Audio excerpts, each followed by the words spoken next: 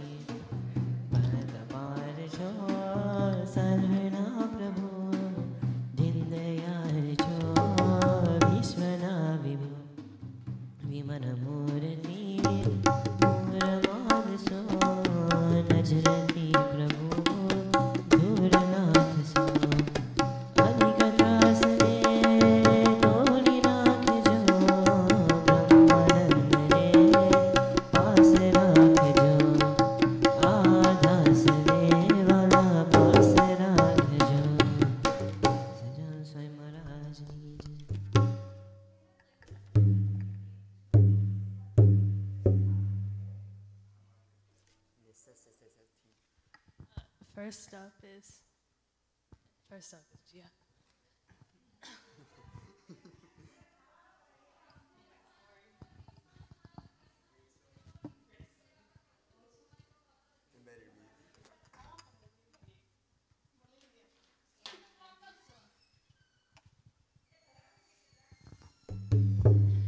Basically, I have a story in the Hari Desham combined, but it's not in Gujarati. It's the English translation.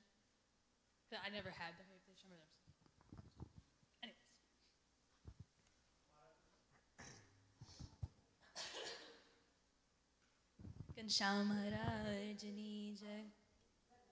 So once there was a Sishya and he had his guru, and one day his guru was like,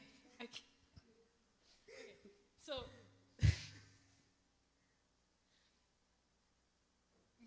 the Shishya, the guru told the Shishya, he's like, go find something in this world that's useless. And so the Shishya is like, okay. So he went out on his journey and he went to go look for something useless. And he came across some grass. And he's like, this is useless. Like, no one needs this. It's just, there's everywhere.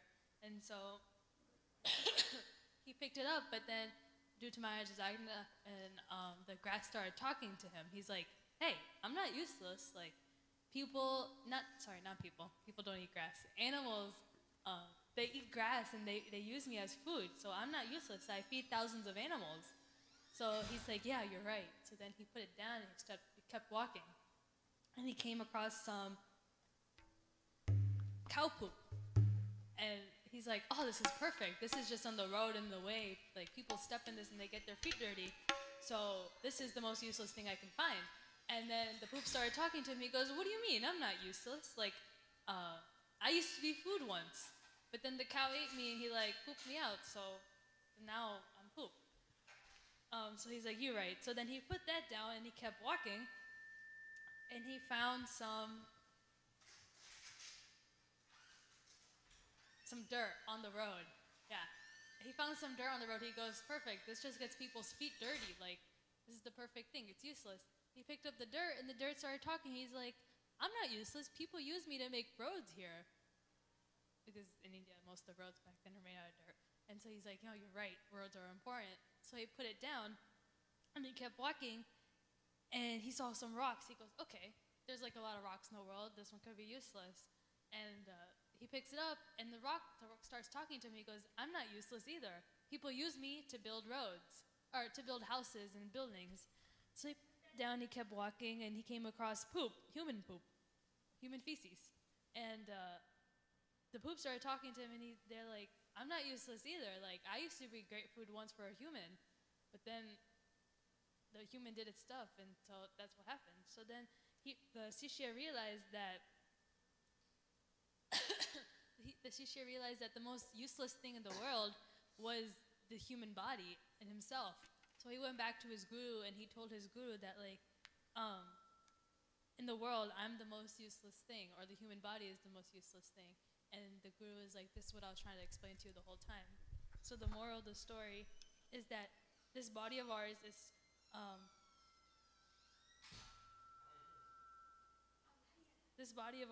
a tally used as long as we have the jeev. It is still in, but the jeev leaves our body. It's the most useless piece you could ever imagine. So we shouldn't waste our time. We should do bhajan and bhakti carefully. This body let's say, Devo, if they want to go to Akshardham, they have to go to Take this body. everybody has to go to the human body. That's the only way to go to Akshardham. Even though that, as he said, human body is like after death, either they cremate us or they put it in. Now they started using our parts and so to donate. But people usually don't donate. People usually get it cremate or they go to cemetery, in the land and become a waste inside. So, and cow, they use it for fertilizer. I thought they use it for fires. Yeah, they do use it for fuel, for cooking, and for yagna too. I mean, we do yagnas. You saw that.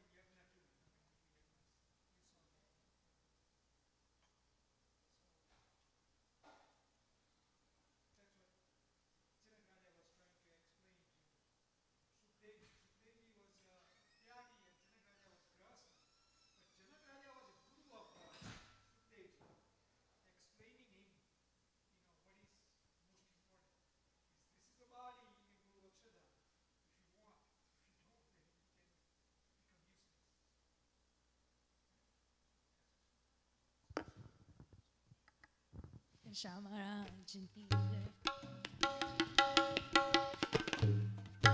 useless. Next is Gurush with his bhajan. On page, no one has a binder.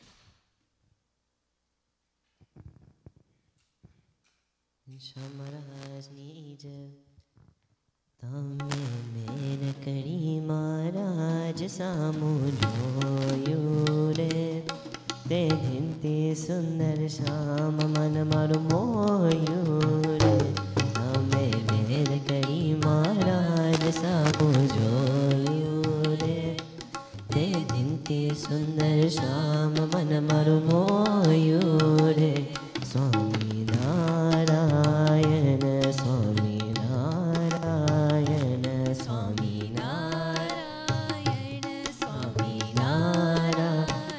Hamari pasu pakshini reet te tame taari ne. Mari pasu pakshini reet te tame taari ne. Mane kadunani dashriye kaan rau cho baari re.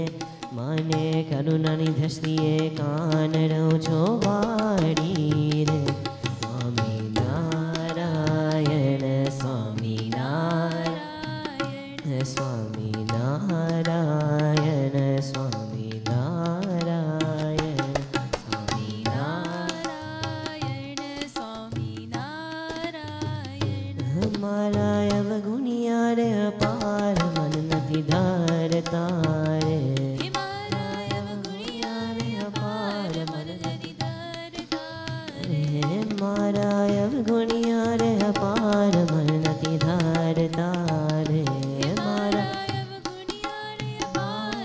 nati dharta re Rau chho adik dikayal bel karuna karta re Rau chho adik bel karuna karta re Swami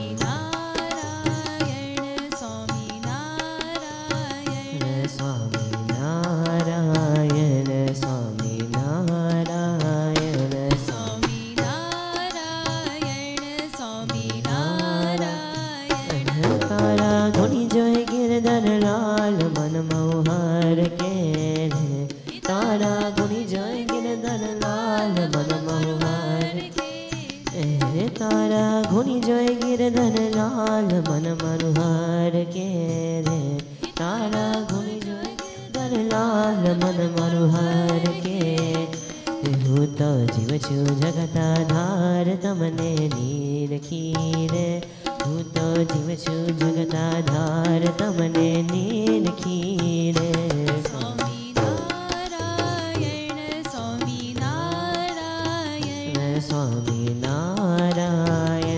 Swami Narayan Swami Narayan Swami Narayan Swami Narayan અમારે તમે તગી જગમાં કોઈ નથી બીજું પ્યારું રે મારે તમતકી જગમાં કોઈ નથી બીજું પ્યારું રે વાલા ધન ધન પ્રાણ સમેત તમ પરવારું રે વાલા તન ધન પ્રાણ સમેત તમ પરવારું રે સ્વામી નારાયણ સ્વામી નારાયણ સ્વામી નારાયણ સ્વામી નારાયણ સ્વામી નારાયણ સ્વામી નારાયણ હમારે મંદિરે આવો માવવા સુખ દેતા રે હે મારે મંદિરે આવો માવવા સુખ દેતા હે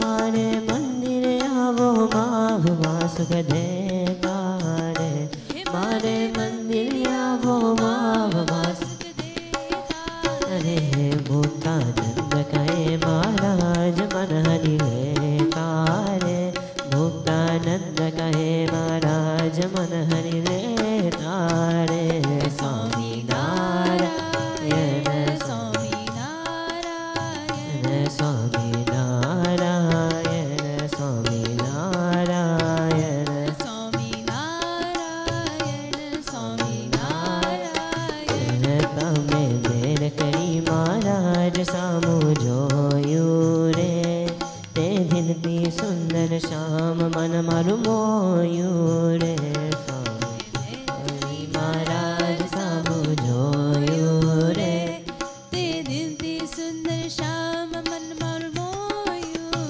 રે સ્વામી નારાયણ સ્વામી નારાયણ સ્વામી નારાયણ સ્વામી નારાયણ સમરાજની જય. Next is Jignesh with his special edition speech.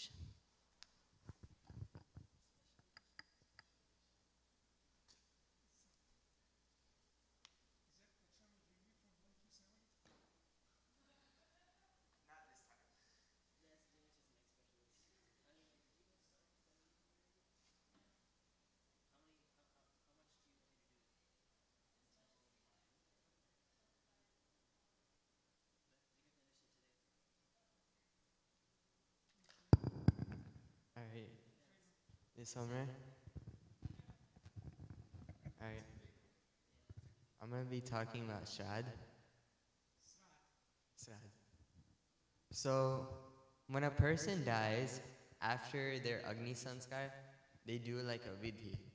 So, like, if any of you guys get lost, tell me, because it's like kind of confusing. In there, huh? Like, if any of you guys get lost, it's kind of confusing. So, when they do the vidhi after the Agni Sanskar, the person that died, they stay around as it goes for like 10 days, for 10 days to see what like they're doing, what kind of puja and everything they're doing after the person that died. So after the 10th day, so like the 10th, 11th, and 10th, 11th, 12th, and 13th day, they do all different types of puja that like get the person moksha. And then after the 10th, 11th, 12th, and 13th day, they start doing all the pujas that they did those days, like monthly, for 1 year. And they do that every month for 1 year. Which day? Hmm? Which day in the month they do that? Like the day they died. So like if they died on like February 13th. They'll do it like every month, like the 13th. Indian calendar. Yeah, on the Indian calendar. So, and then, like an example of what they would do also is they would like feed Brahman, they would like feed cows, they'd feed like crows. And then after a year finishes, they do that puja again, but they do it annually. And that puja is called a varshi. And after they do that for 2 years, when Bhadrava month comes, like Bhadrava Mahino, from the first full moon, which is like the Punam, to Amas, which is like no moon, they do a Shraddh Paksha. And on like that time frame, no one like has a wedding or like does any kind of celebration. And whatever day that person died, they do like a puja, like Kiran uncle said, like an example, February 13th, like they do the puja on Bhadrava 13th. And the reason we do the Shraddh is so, like the person that died, if they have any vasana left, they, like it gets rid of it and they can get kalyan. I have one more question about Indian calendar. We're going to talk about that too. Let's say somebody died on 25th. When do they do puja? 25th on Indian. This is what you guys don't understand. Indian calendar only goes up to 15. They don't have 1 to 30. They have 1 to 15 Sur and 1 to 15 Vad. So you cannot have, you should argue that. Indian calendar don't have a 25th. They have either Sur can maximum, you know what Sur means, right? It's like when moon right.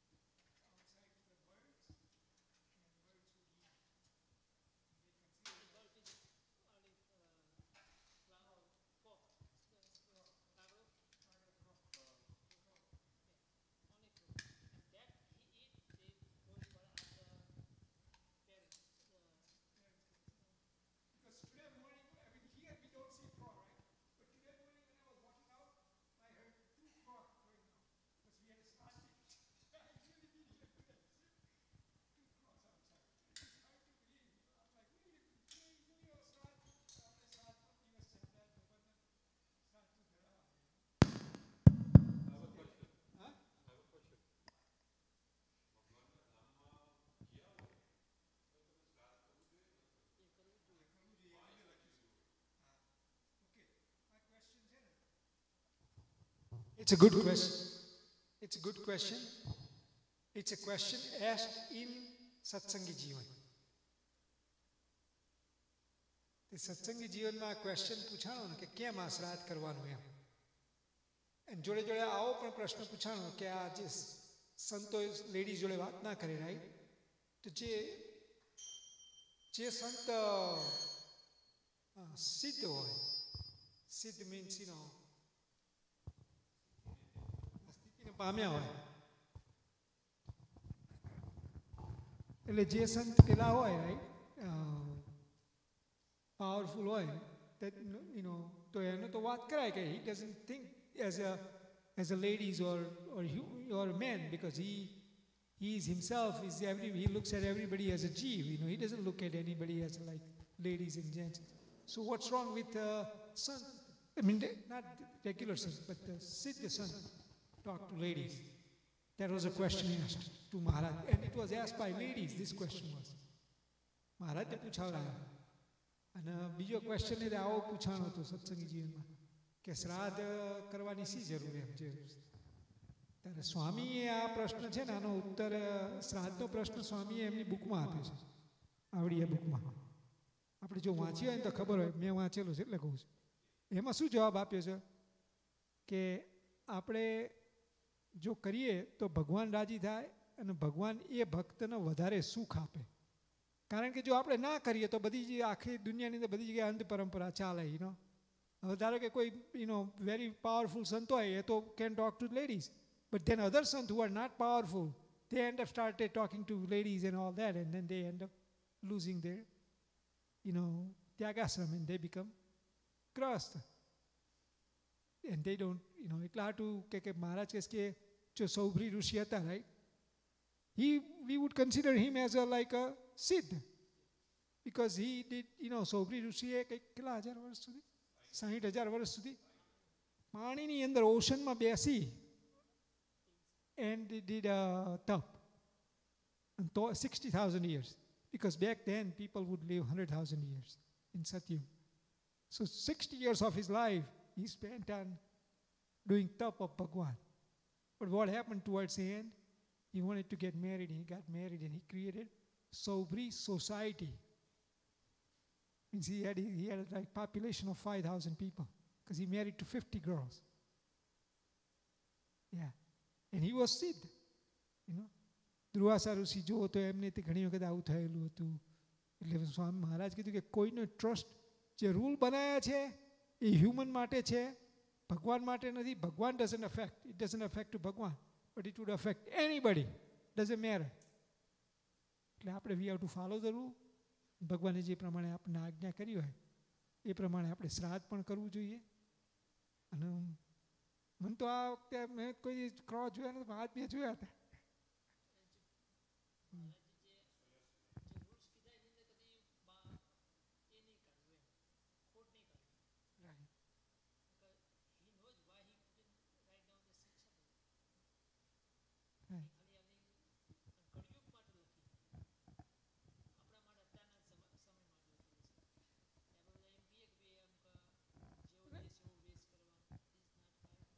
કદાચ આપણે follow ના કરતા આવીએ, follow ના કરીએ ને આપણે તો તે, I mean it's not good, but we should feel મહારાજ હું ફોલો નથી કરતો, I'm making mistake.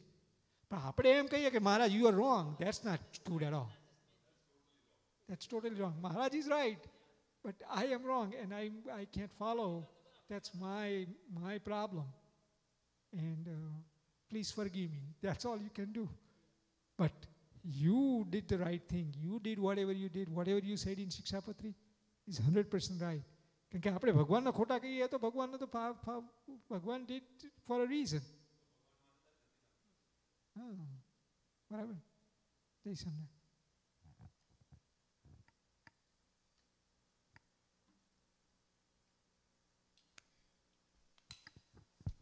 Last is meet with the Vachamrit.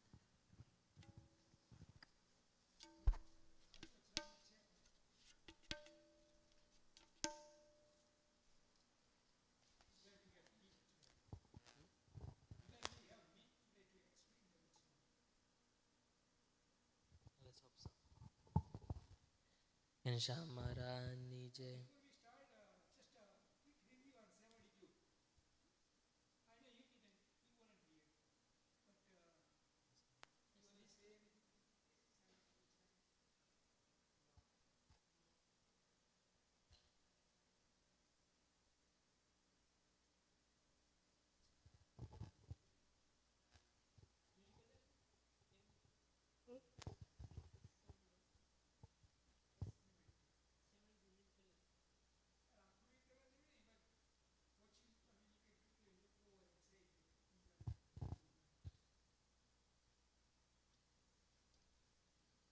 The 5 characteristics of woman.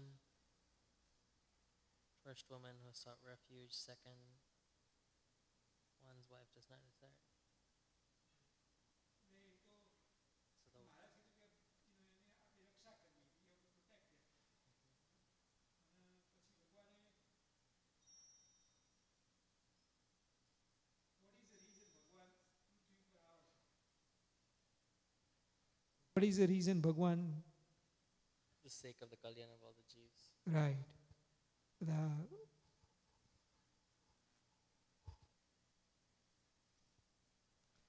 ભગવાન becomes like a human. So what happens is આપણે ધારો કે આપણી પાસે મૂર્તિ તરીકે ભગવાન આવ્યા રાઈટ આપણે તો what we can do is ભગવાનને આપણે ઓફર કરીએ ફૂડ બનાવી કે ભગવાનની સેવા કરીએ સવારે આરતી કરીએ સાંજે આરતી કરીએ એ આપણું કલ્યાણ થાય આપણે એ બાને ભગવાનને રિમેમ્બર કરીએ ખબર પડી એટલે સેવા કરીએ અને ભગવાન જેવા છે એવા અહીંયા પૃથ્વી ઉપર આવે then what happens on paragraph number 12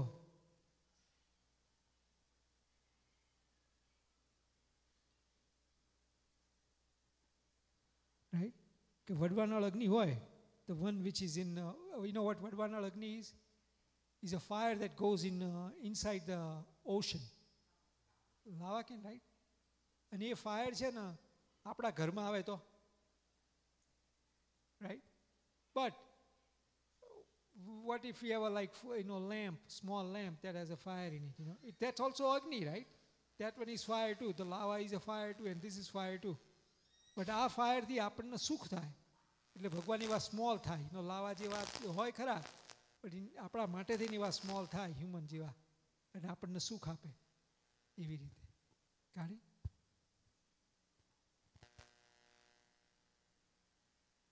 and then I ask questions કે કાકા ભાઈએ પ્રશ્ન પૂછ્યો હતો ને કે ભગવાનનો નિશ્ચય મહાત્મા સહિત હોય then what happens to that person paragraph number 13 and 14 and 15 એટલે કે જેને મહાત્મ્ય સહિત નિશ્ચય હોય then he thinks okay because of me other people can get also kalyan and મહાત્મા વગરનો હોય એને એમ થાય કે આ ભગવાન તો મળ્યા but whether I will get kalyan or not that type of doubts he would have in his mind. Okay, we can go to the 73 now. Ghanshyam Maharani Jai. Garapatam 73, conquering lust, the world's greatest brahmachari. In somewhat the year 1876, on the night of Vaitarvad Namas. Did you read this before you?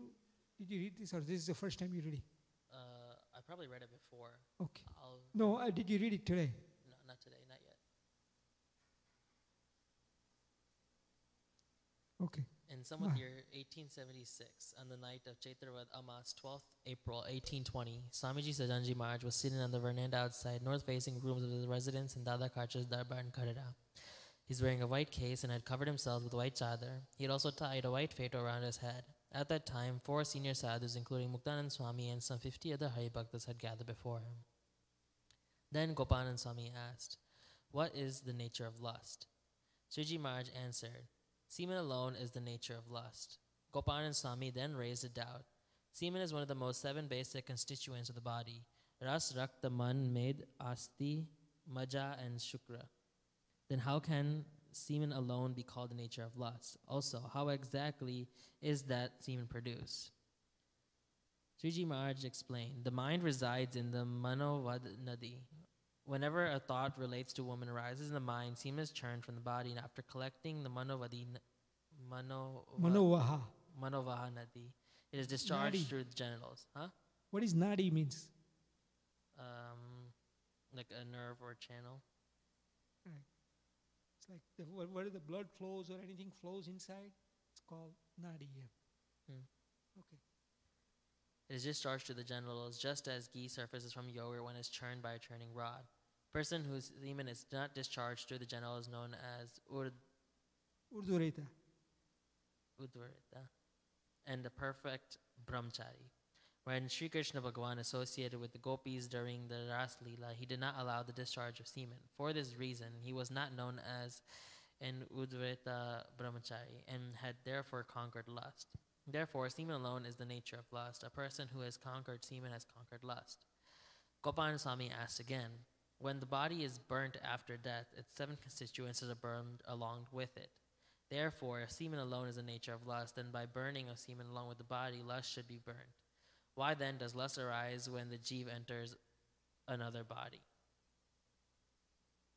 Sriji Maharaj replied, semen is retained in the sukshma body. Moreover, it is because of the sukshma body that the stool body is produced.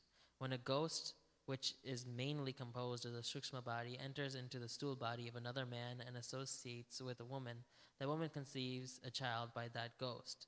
Therefore, semen is definitely retained in the sukshma body. How do you know that this child is a ghost child? I didn't even know that was possible.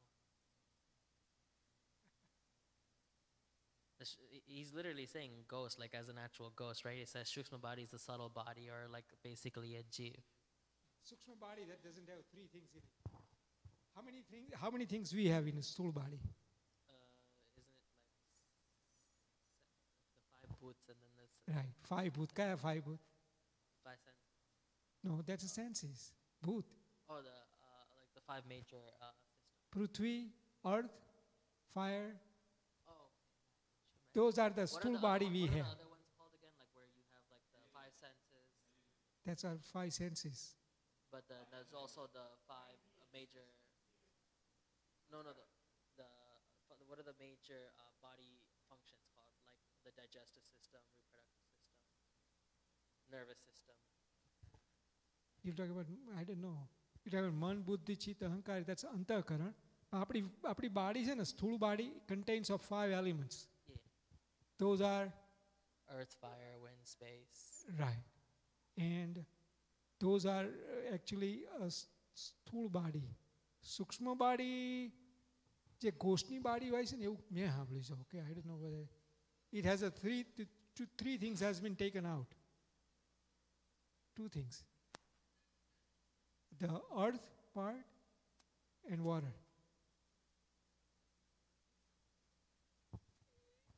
And still, so you know the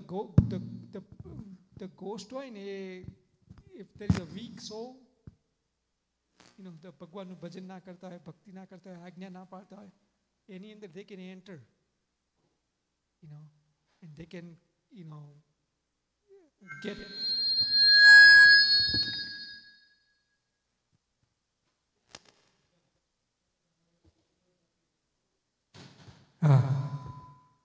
Jason. એટલે શું છે બહુ high છે okay એટલે this is right up my alley. I love this what Maharaj was explaining about the Sukshma body and everything else. What's a perfect example we have in our history, in everything we study? Is a perfect example for what just Maharaj described. A huge example right in front of our faces. Huh? Try. Nothing. Example of what specifically? Of birth. I said birth of Jesus. Jesus' birth. Probably nobody knows about it, right? I mean, it's all up in the air. But see, Pandavas, not Pandavas, but Pandavas for sure, but Karna was born that way. And so I think to better explain, See, one who has mastery over elements, the 5 elements that we have, right? Earth, water, air, fire, and so sky, so forth, so on. So once you have the mastery of those 5 elements, you can turn the physical into subtler and subtler into physical, vice versa. So the semen that we're talking about is very much physical in nature. But if you have mastery over the elements, then you can turn that into subtler. It could be used however you want to use it. So that's how Karna was born. And that's how the Pandavas were born too. But there was a different process altogether. But this is very much what Maharaj explains. But I don't know why he put a bhoot in there. Bhoot means, ghostly, right? Something supernatural kind of thing. But if one has mastery over it, can easily be done, switching between the physical and subtler to physical. Do the kids understand the difference, what subtle means, the subtle body? Yeah? Yeah? Okay, just making sure. Yeah, the Shukma body would be the subtle body, and then the stool body would be like the physical. Gopalan Swami questioned further. Shivji was the Urdhvarta, Varita? Oh, we just learned about Urdhvarita, right? Urdhvarita is like the person who conquers Yeah, the lust. brahmachari does yeah. not allow the... Exactly. Because Shivji was Urdhvarita. He was Urdhvarita. But what happened? Yeah, on seeing Mohini, semen was discharged. This implies that as long as there is semen in the body, it is sure to be discharged whenever a man associates a woman with the Jagat state or Swapna state. So then, as long as there is semen in the body, how can a person be called a perfect brahmachari? Sriji Maharaj explained, that can be said to be a fault in Shivji's yogic power. A person whose semen is discharged in the Jagat state or Swapna state by the thought of a woman cannot be called a true brahmachari. That is why in this whole world, Narnarayan Rishi is the only one who is from brahmacharya. Since we have accepted the refuge that Narnarayan Rishi, by his grace in worshipping him, we shall also gradually become nishkami and perfect brahmacharis like him. Yogis tried to burn the semen which remains in the body with great effort. However, Sri Krishna Bhagavan maintained perfect brahmacharya. Even in the midst of the company of women, such powers are only present in Bhagavan. No one else is capable of remaining uninfluenced in this way. Therefore, other yogis should make an effort to avoid thinking of women in both Jagat state and the Swapna state. See, these are for Tyagi or Yogi. In order to become Urdhvarita Brahmachari, એટલે મહારાજ અહીંયા ભગવાન સિવાય nobody is capable of doing it. Or if the yogi or tyagi is doing bhajan of Bhagwan, or he's taking આશરો કે ને ભગવાનનો આશરો લઈને ભગવાનનું ભજન કરે, then he will slowly get there. But Bhagwan is the only one can stay like that. Yeah. Shukmuni then asked in Dwarika, Sri Krishna Bhagavan had 16,108 wives. It is said that he had 10 sons and 1 daughter by each wife. How should one understand this? Just a few minutes ago, Sri Krishna Bhagavan described as he is Urdhvarita Brahmachari, right? And now Shukmuni is asking opposite question. You are telling me this, but he had 10 son and 1 child, 1 daughter, and every wife, and he had 16,000 wives. So he had a whole country behaving. How does this possible? Any question, guys? Sriji Maharaj clarified. The incidents of Dwarika are one thing, then and the incidents of Raja are another. In Dwarika, Sri Krishna Bhagavan had adopted the philosophy of Sankhya. Sankhya. A follower of the Sankhya philosophy believes his own self to be distinct from the mind, body, and indriyas. While performing all actions, he does not regard himself as being the doer of those actions, nor does he experience either joy or grief from those actions. That was a principle adopted by Sri Krishna Bhagavan. Therefore, he was said to be uninfluenced. The Sankhya philosophy adopted by Sri Krishna Bhagavan Dwarika is the same Sankhya philosophy followed by kings such as Janak, who worship Bhagwan as Grahasthas. In the same way, Sri Krishna Bhagwan was also a Grahastha and was known as the king of Dwarika. Therefore, because he followed the Sankhya philosophy, he remained unfluenced as well. Okay. So there are how many mat?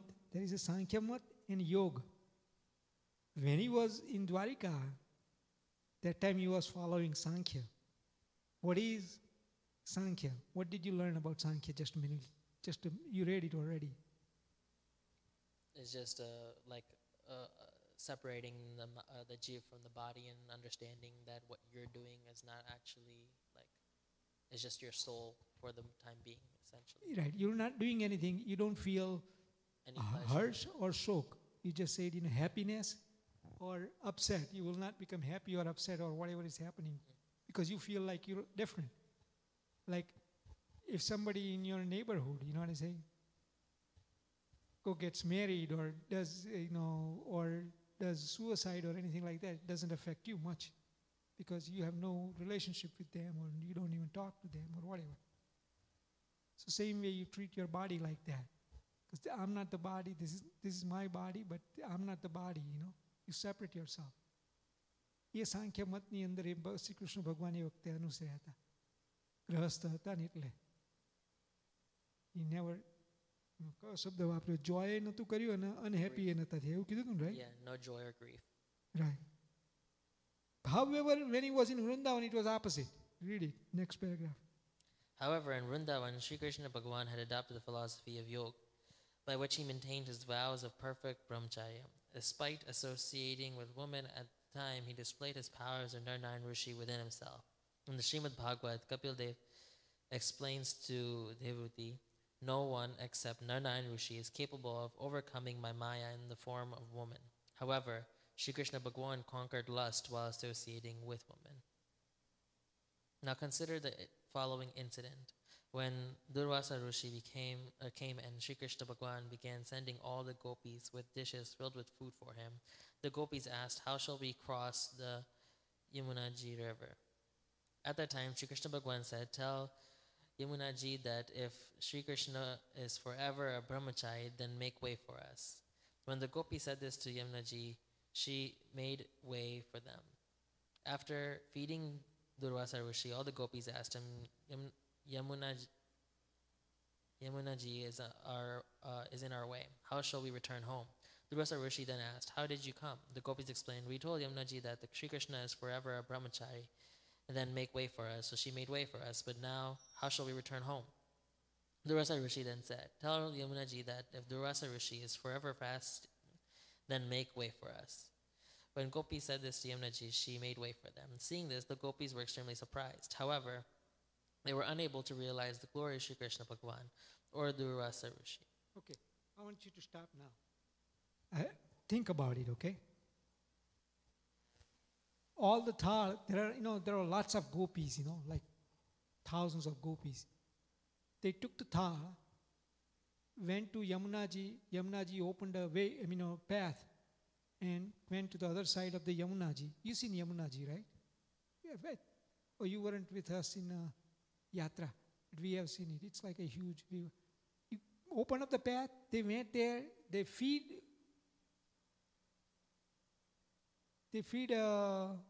Durvasa Rishi.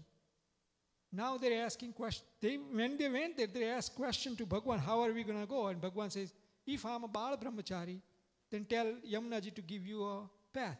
And Yamunaji gave a path. Now when they went there and they gave her food, and Durvasa Rishi ate, and then they asked question, how do we go there? And then he said, if I did not eat any of your food, then Yamunaji will give you a path. Okay, my question is this. We know what Bhagwan did, right? He was Yog Kalathi Brahmachari Rayata. What about Durvasa Rishi? What did he do? What math he took? Did he took Sankhya or did he take Yoga? He ate everything, but he didn't eat anything. How did he do that? What did he follow? That's what I'm saying. Yeah. What do is આપણે જે જમીએ right Swaminarayan Swaminarayan કરીને જમીએ તો આપણે શું કહેવાય આપણે ઉપવાસી કહેવાય. આપણે શું ફોલો કર્યું કહેવાય? સાંખ્ય ફોલો કર્યો કહેવાય કે હું કોને જમાડું છું? ભગવાનને જમાડું છું. કારણ કે ભગવાન ક્યાં બેઠા છે? મારા અંદર જ બેઠા છે. ખબર પડી? જો ભગવાનને યાદ કરીને જમીએ તો, ભગવાનને યાદ કરીએ નહીં ને આપણે બીજી બધી વાતો કરતા કરતા જમીએ તો આપણે કોને જમાડીએ છીએ? Then we're eating, we're not following Sankhya or Yoga. So we get the karma for it and we end up paying the price for it. Understand? અમને આટલું બધું જમી ગયા તો એ કશું જમ્યા નતા. Go ahead. Shri Krishna Bhagwan played with the gopis while maintaining his vow of perfect brahmacharya, was therefore still a brahmachari. Durvasa Rishi also untied his Atma with Shri Krishna Bhagwan, the Atma of all. And although he ate all the food offered by the gopis, he was still forever fasting. This was because in reality he had fed all the food to Bhagwan. Therefore, the actions of the extremely great cannot be comprehended. If a person looks for followers of the Sankhya philosophy, one could find thousands. However, to be Udvarita by way of yogic powers, it is only possible for Narayan. In addition, true bhakta of Narayan can also gradually develop firm brahmacharya by the power of his worship, but others cannot. Furthermore, if semen is discharged to the genitals in the jagat state or swapna state, a person cannot be called a brahmachari. Nevertheless, a person who follows the 8 types of tyag of woman is walking on the path of brahmacharya. So Okay. with the time... Wait.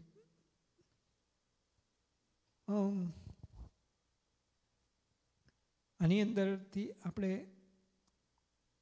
બે વસ્તુ શીખવાની. આપણા માટે ગૃહસ્થ માટે શું શીખવાની?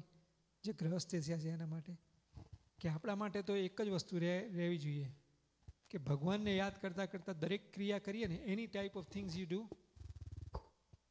you don't get karma for it. You know what I'm saying? Like you ate, આપણે જે જમ્યા તો આપણે એ જમ્યા ન કહેવાના, ઉપવાસી કહેવાના. You know what I'm saying? અને જે યોગના માર્ગ ઉપર ચાલ્યા હોય, જે સાધુ થયા હોય, they have to follow yogic. In yogic kriyaની અંદર there is only one person can become true yogi. Is who? Bhagwan. Right? But if somebody is take a refuge of Bhagwan and also do bhajan bhakti of Bhagwan, and if he is like yogi, if he follows the yogic, then slowly he will become like Bhagwan. And Bhagwan જેવો power, ભગવાનના લીધે અને ભગવાન જેવો power આવે. You know, and he will become yogi like a Bhagwan. Right? Go ahead. So with time, by the grace of Narayan, he will gradually become a firm brahmachari. When I was young, I had heard that semen is also released through one's sweat. So in order to retain my semen, I learned 2 types of jalbasti and also kunjakriya. In order to conquer lust, I learned many yogic asanas, as well as when I slept at night, I slept in the posture of Gorak asana. Have you seen Gorak asana? Heels. You can look it into It Google. says when a person sits with both heels tucked into the groin, the toes folded under the butt, and large toes held by the hands from behind the back. That's how he slept. How do you sleep like that?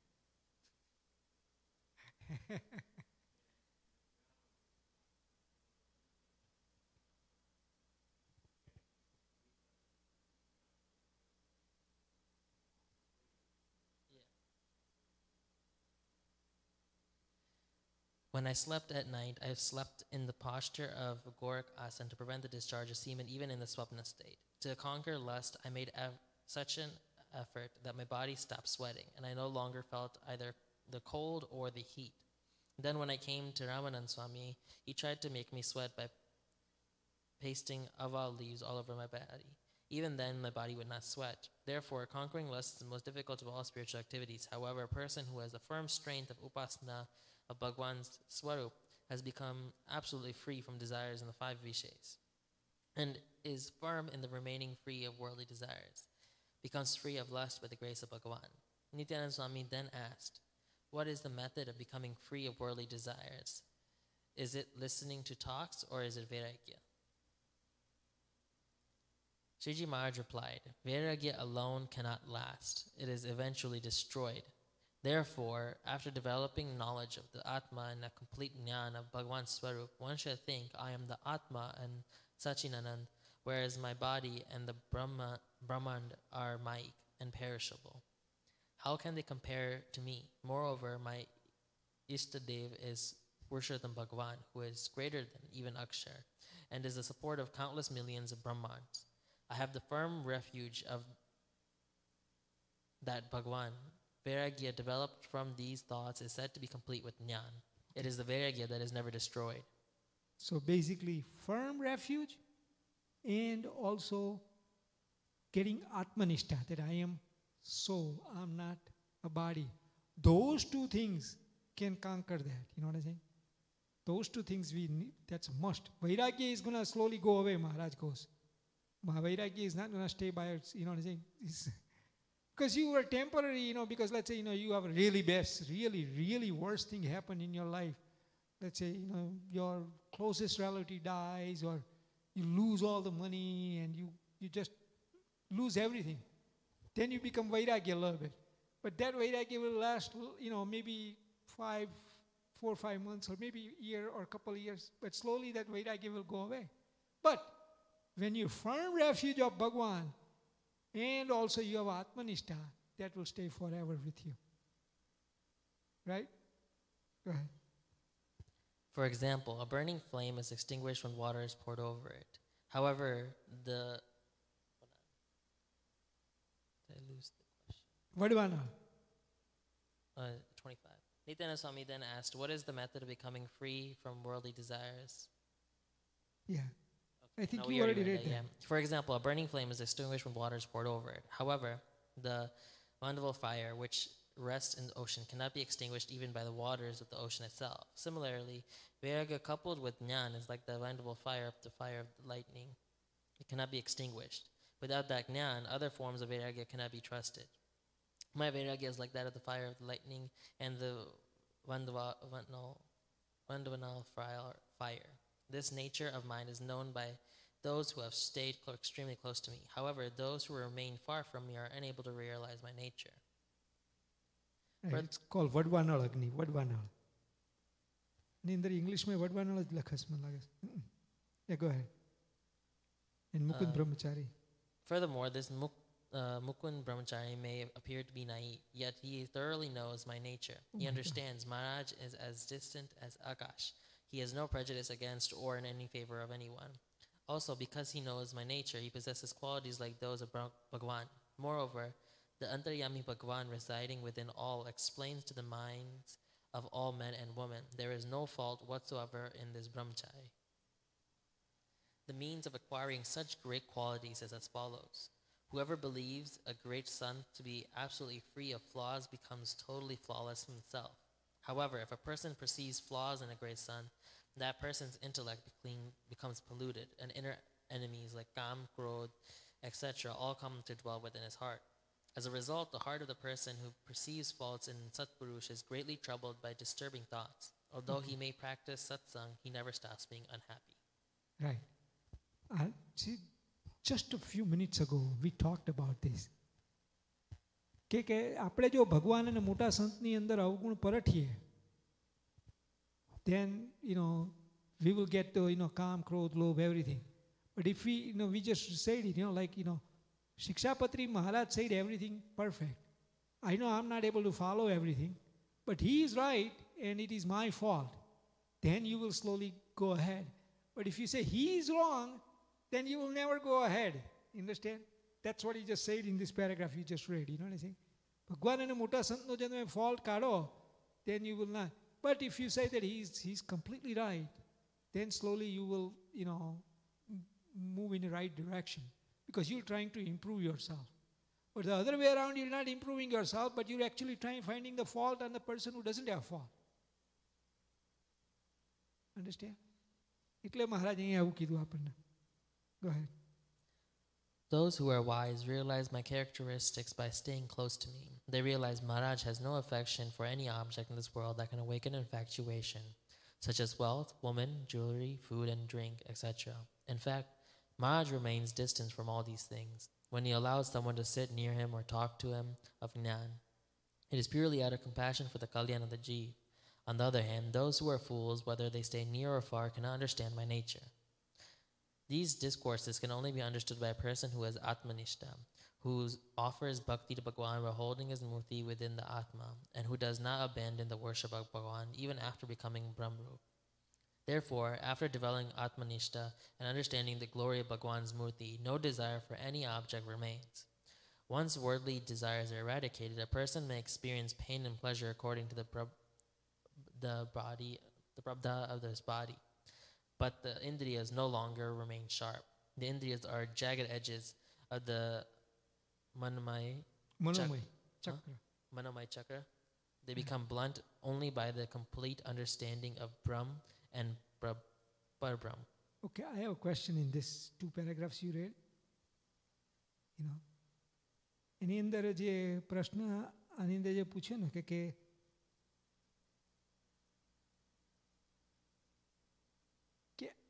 આપણને ભગવાનમાં નિર્દોષપણું ક્યારે લાગે?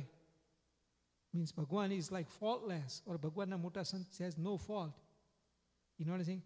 When do we get that? What do we need in order to achieve that state? એની અંદર મહારાજે કીધું કે you need આત્મનિષ્ઠા and you need a refuge.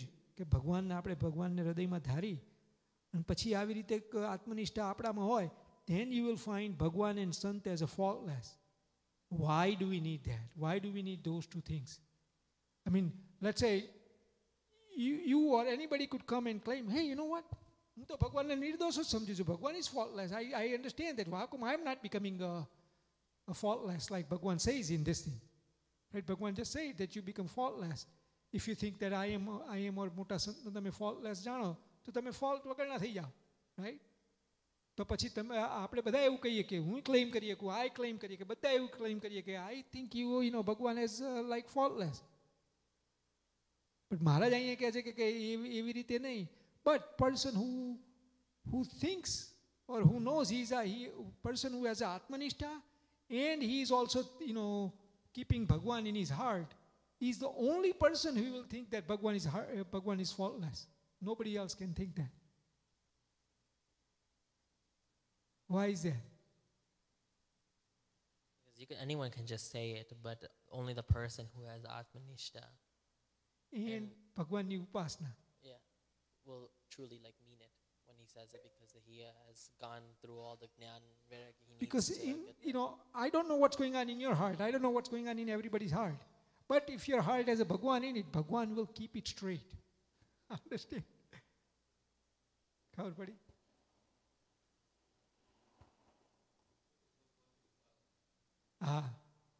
Upasana means, Bhagwan is, Up is Najik. Means he's the closest. The only way he is the closest is within you. Right? એટલે એની જરૂર છે. આપણે ઉપાસના અને આત્મનિષ્ઠા બંને હોય ને પછી તમે ભગવાનને નિર્દોષ સમજી શકશો. ત્યાં સુધી તમે ભગવાનને નિર્દોષ સમજી જ ના શકો. એવી રીતે મોટા સંતને તમે નિર્દોષ સમજી જ ના શકો. ખબર પડી? You cannot. આપણે જાતે ક્લેમ કરીએ કે હું તો ભગવાનને મોટા સંતને નિર્દોષ જ સમજુ છું. મહારાજે ના પાડી દીધી. You're not going to be able to do that. You need these 2 things in order to become like that. Right? Go ahead. For example, if a person whose teeth have become very sensitive as a result of sucking lemons has to chew some chana, he would never be able to chew them. If he was extremely hungry, he would at most swallow them, but he would not be unable to chew them, or he would be unable to chew them. Similarly, a person who has thoroughly understood the glory of Bhagwan and the Atma feels no joy whatsoever in any pleasures of the Vishayas of any dham. So, understand, when you have Atmanishta and when you have a glory of Bhagwan, you will not be able to enjoy any of the Vishay. Any of the Vishay at all. Go ahead. While the Prarabdha of the body continues, he may indulge in food, drink, and other objects, but he would do so in the manner of a person with sensitized teeth swallowing whole chana. Means he is living with you, he stays with you, he eats with you, he sleeps with you, everything he does But if this person is like that, you will not know, because he does the same kriya as you are doing it. But inside in his heart, he has Atmanishta and glory of Bhagwan. So he's not, enjoying that thing. Understand? He's doing it to keep his body, whatever the prarabdha lakhyu, e pramane badhu thai શકે. You know what I'm saying? And that's called Sankhya. He has complete Sankhya Yoga right now. So therefore nothing, no karma touches him at all. Because he has, you know what I'm saying? He's becoming like a Sakshi, Means witnessing. He's becoming like witness. He has nothing to do with what's going on between his indriyas and, because he's doing according to his prarabdha. But he has no attachment to it. Okay? Go ahead. To eradicate worldly desires, it is indeed an extremely difficult task. In fact, they remain even after mastering samadhi. After attaining samadhi, there is no way a person can return back into the body of the Swarup of Brahm. If he does return, it is because one of the three reasons. Firstly, he returns to his body from samadhi if he harbors desires for worldly pleasures. Secondly, if someone is extremely powerful, he can enter into samadhi and return to the body according to his own will. Lastly, if there is another person who is much more powerful than oneself, then that person can bring one body into the body from samadhi. Okay. These are the three ways of returning a body from samadhi. જો તમે સમાધિમાં જાઓ ને પછી ત્રણ જ રીતે, 3 ways you can come to the body. આપણને સ્વામી, મોટા સ્વામી કહેતા હતા, એમના ગુરુ એમને પાછા લાયા હતા. Means somebody who's even stronger than you, then bring you back to life. Or you have a desire for these worldly objects and worldly vishayas and things like that. You know what I'm saying? And third one is what? You have the power yourself to attain samadhi and then come back. Right, by yourself.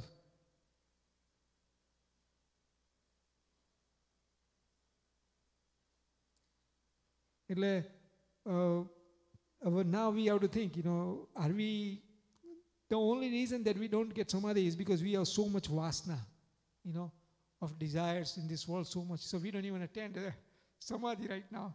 But slowly we, let's say, get rid of this vasana, then we can get samadhi.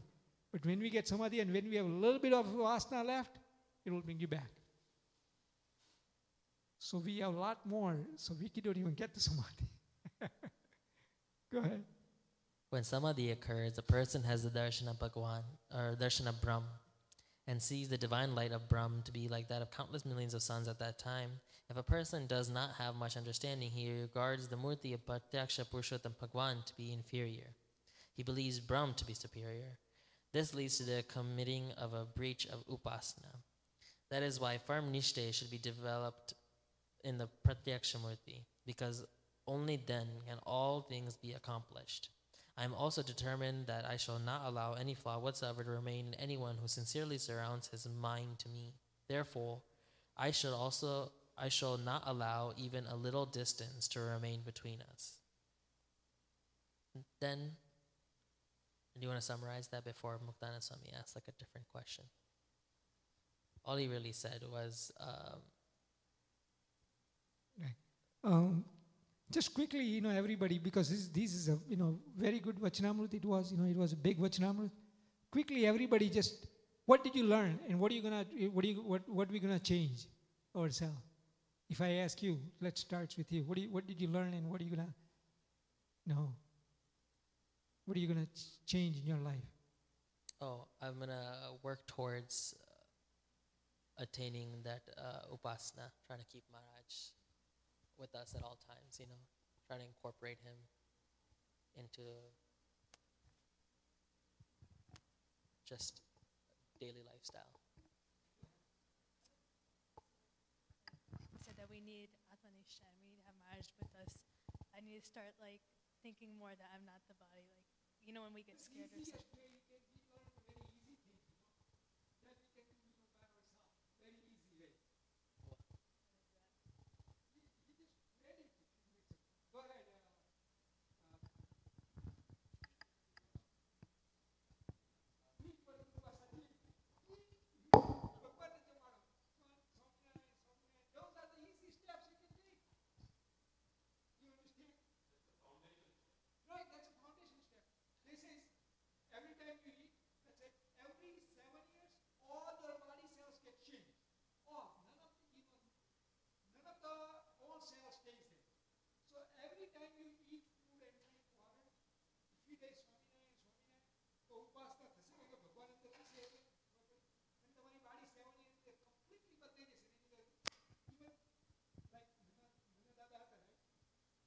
નાના દાદાને એક વાત કરી હતી, સ્વામી આમ કરી આમ ઉપરની આમ નાખીને આમ ખબર, sometimes we put muffler, he just that touch, muffler touched Nana Dada, and muffler was saying Swami Narayan, Swami Narayan, Swami Narayan. How did that happen? Because he is keeping Swami Narayan, Swami Narayan, Swami Narayan every time, drinking, eating, sleeping, every time, you know what I'm saying? So first thing when we start, like next 7 years, I'm not gonna put one single bite of food in my mouth or one drop of water in my mouth without saying Swami Narayan. Watch your next 7 years later. You completely change. You know what I'm saying? Because whatever you intake, it's going to come outside.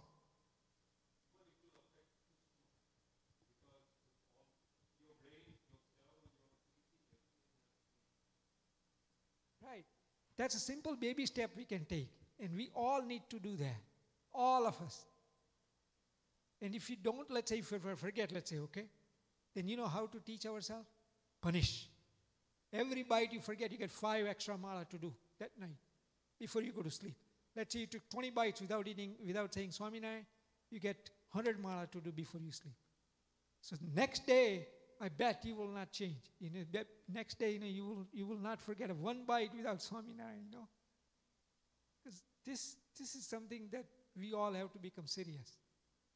Because look at Durvasa Rusi. He ate everybody's thal. We are grahastha. We only can follow Sankhya. We cannot follow yogi. You know what I say? We are not yogi. We are grahastha. So we have to follow this. There is no other choice. એટલે દરેકે દરેક ક્રિયાની અંદર ધીરે ધીરે ધીરે every ક્રિયા you do ભગવાનને જોડે રાખવાના, ભગવાનને જોડે રાખવાના, તો થશે, નહીં તો નહીં થાય. Go ahead. Now we only have 2 paragraphs, then we're done with this Vachanamrita. Thank you. This is a big Vachanamrita.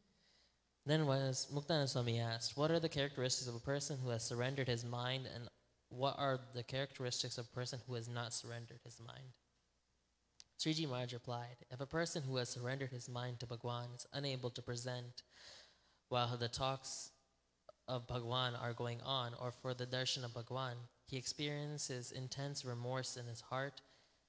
Whenever he listens to the talks of Bhagwan and has darshan of Bhagwan, his love for Bhagwan continually increases, but never does his mind recede from those talks and darshan.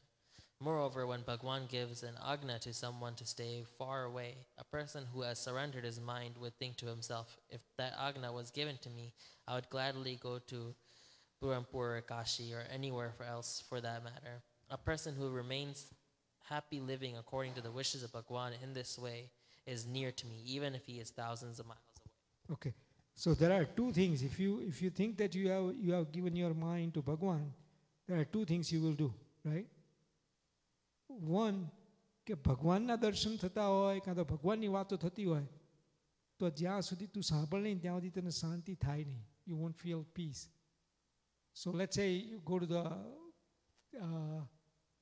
આપણી રીતે જ આપણે તું since since you're reading the Vachanamrita, so you become target.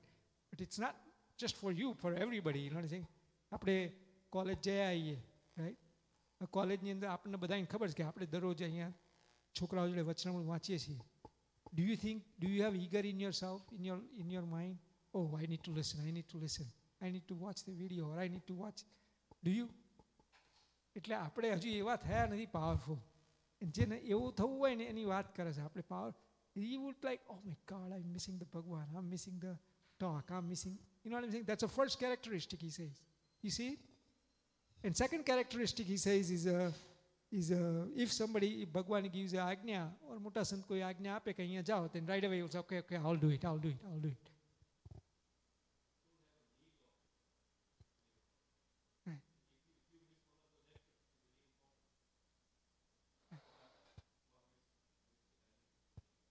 Right.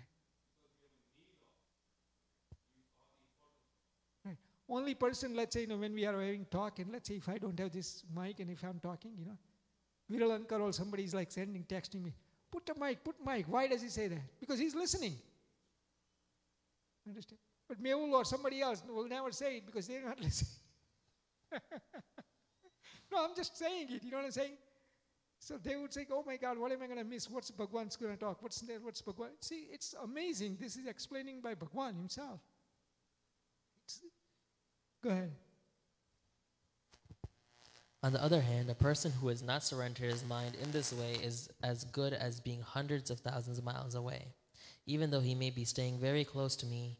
In fact, I am afraid of even giving advice to a person who has not surrendered his mind to me, as I fear, will he accept it positively or negatively? These are the characteristics of a person who has not surrendered his mind and of a person who has not. Even if the person is like sitting next, okay, I'm going to do Bhagwan ni puja karu, Bhagwan ni aarti karu, and how najik jain kariye. But Bhagwan thinks if he's not doing those two things, then Bhagwan would think what? He's thousands of miles away. I don't care. He's like next to me. I don't care. But if the person who's thousands of miles away, but he has desires like the first two characteristics you said, you know what I'm saying? Then Maharaj says, you know what? He's next to me. He has a peace in his heart because Bhagwan is with him. Got it? Jai Samay. Anybody have a question? So what are we going to do? What are you going to do from this Vachanamrita? What did you learn? Remember like whenever we eat.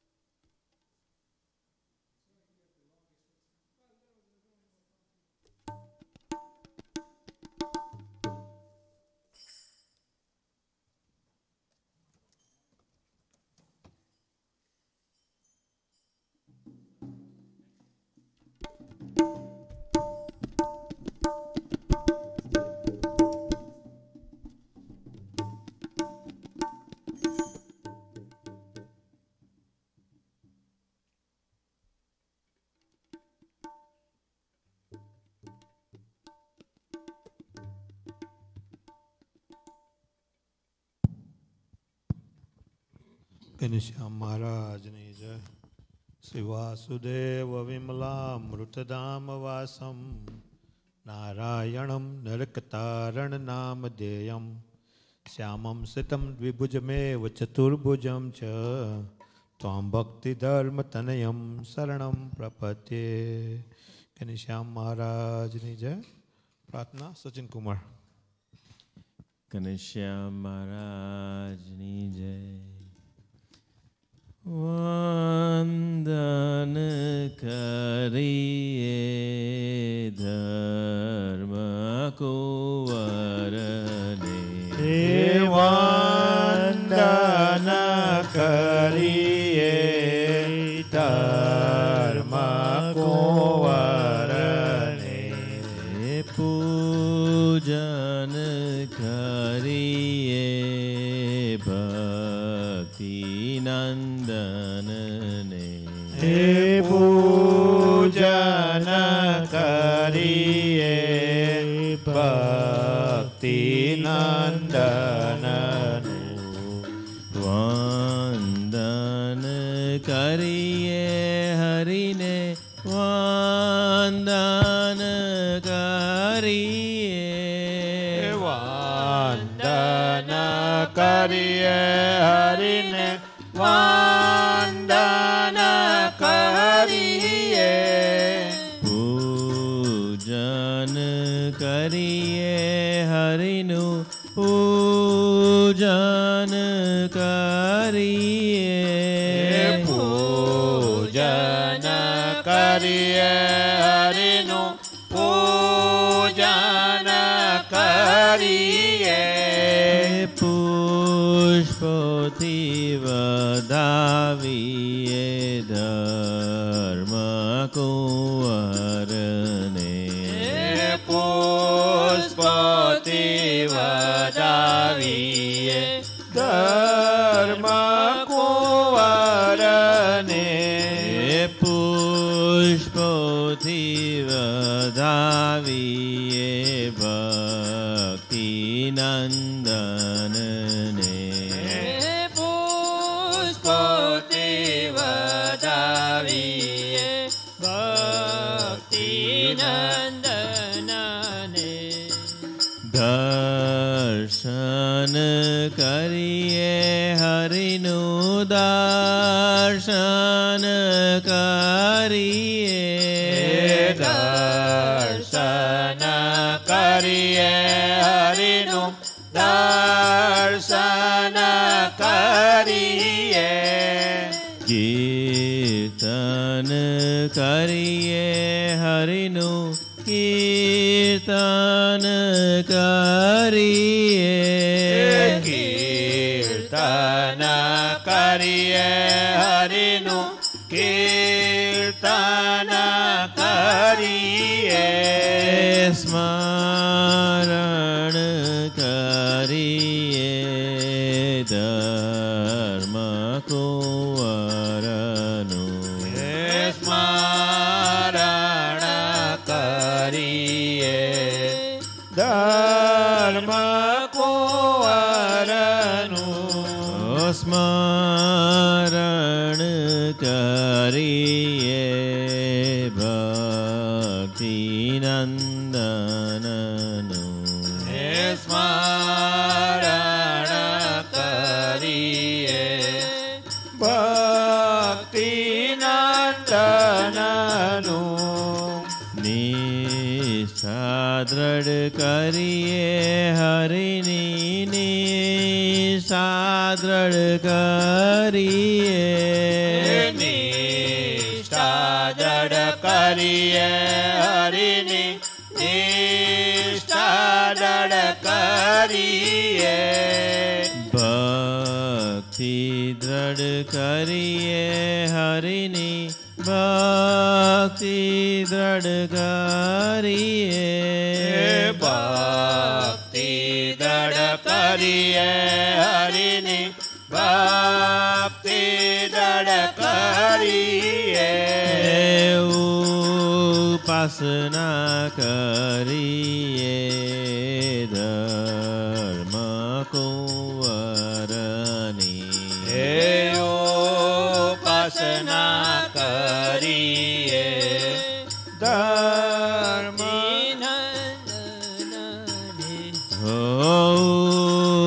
ઉપાસના કરીએ ભક્તિ નંદનની ઉપાસના કરીએ ભક્તિ નંદનની દાસાનું દાસ કે હરિનું ચિંતન કરીએ દાસાનો દાસ કે હરિનું ચિંતન કરીએ દાસાનું દાસ કે હરિનું ધ્યાન જ કરીએ દાસાનો દાસ કે હરિનું ધ્યાન જ ધરીએ વંદન કરીએ ધર્મ કુંવરને વંદન કરીએ ધર્મ કુંવરને પૂજન કરીએ ભક્તિ નંદનને પૂજન કરીએ ભક્તિ નંદનને ઘનશ્યામ મહારાજની જય. ઘનશ્યામ મહારાજની જય. વાલા ભક્તો, ગરડા મધ્યના 62ના વચનામૃતમાં રઘુવીરજી મહારાજે પ્રશ્ન પૂછ્યો કે આ જીવનો મોક્ષ તે કેમ કરે તો થાય એમ. ત્યારે મહારાજે કીધું કે જેને પોતાના કલ્યાણની ઈચ્છા હોય એને પોતાનો દેહ, ધન, ધામ, કુટુંબ, પરિવાર એ સર્વેને ભગવાનની સેવામાં જોડી દેવા અને ભગવાનની સેવામાં જે પદાર્થ કામ ન આવે તો ત્યાંનો ત્યાગ કરી દેવો. અને એવી રીતે જે ભગવતપરાયણ હોય અને ગૃહસ્થાશ્રમમાં હોય તો પણ એ ભગવાનના ધામમાં નારદ સનકાદિકની પંક્તિમાં ભળે અને પરમ મોક્ષને અમે એમ મહારાજે વાત કરી કે આપણે બધા સત્સંગ કરીએ બધું બરાબર, પણ આપણું બધું તન મન ધન ભગવાન તરફી બધું કરી દેવું. કહેવાય છે કે લોજમાં જ્યારે સદાવ્રત ચાલતું હતું અને એમાં જ્યારે દાણાની જરૂર પડી, ખૂટ્યું, ત્યારે મહારાજે અગત્યામાં ફરોજભાઈને વાત કરી કે સદાવ્રતમાં અમારે અહીંયા લોજમાં જરૂર છે. તો કહેવાય છે કે પર્વતભાઈએ કશું જ જોયા વગર જેટલું અનાજ હતું ઘરમાં બધું જ મોકલાવી દીધું. મહારાજે પૂછ્યું કે પર્વતભાઈ ઘરે છોકરા માટે કંઈ રાખ્યું કે નથી રાખ્યું એમ. ત્યારે પર્વતભાઈ શું જવાબ આપ્યો કે કુકડાના બચ્ચા અને કણબીના દીકરા ભૂખે ના મરે એમ. તો આપણે આપણું બધું તો ના આપી દઈએ, પણ જો આપણે આપણી જે મહારાજે શિક્ષાપત્રીમાં આજ્ઞા કરી 10% 25% જે પ્રમાણે આજ્ઞા કરી એ પ્રમાણે આપણે કરીએ તો આપણું કામ થઈ જાય. એની વેવાલા ભક્તો ધૂન ભજન કથા વાર્તા કરીએ, એમાં જો ભગવાનની સ્મૃતિ ના રહે તો ગાયો ના ગાયા બરાબર છે. અને કીધના સત્સંગમાં આવ્યું કે દુર્વાસાની જેમ આપણે કરશું એમ ભગવાનને જમાડીને ભગવાન રાખી તો આપણું સહેજે સહેજે કામ થઈ જશે. તો આપણે ભજન લઈશું, આપણને ભજન એક ઉમંગભાઈ કરાવશે.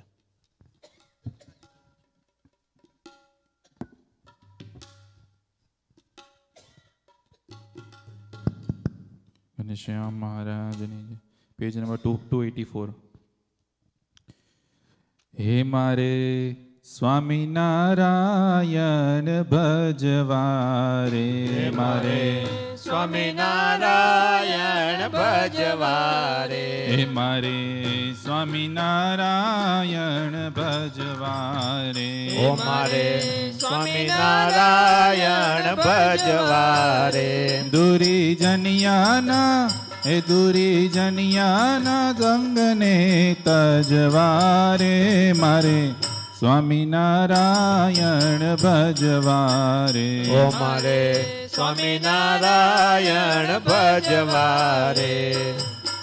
મેં તો મેલ્યો સંસારીઓ માડી જોવા સ્વામિનારાયણ દાડી રે.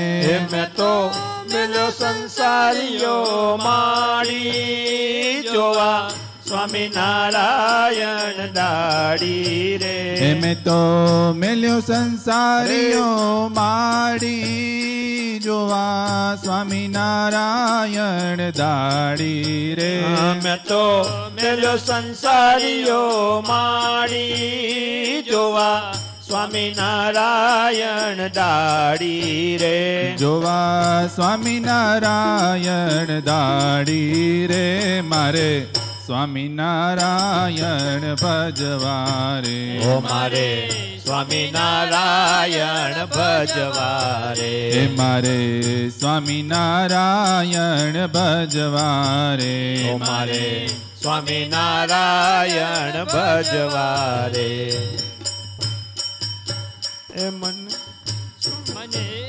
મને સ્વામિનારાયણ ભાવે લોક સ્વામીની કહીને બોલાવે રે.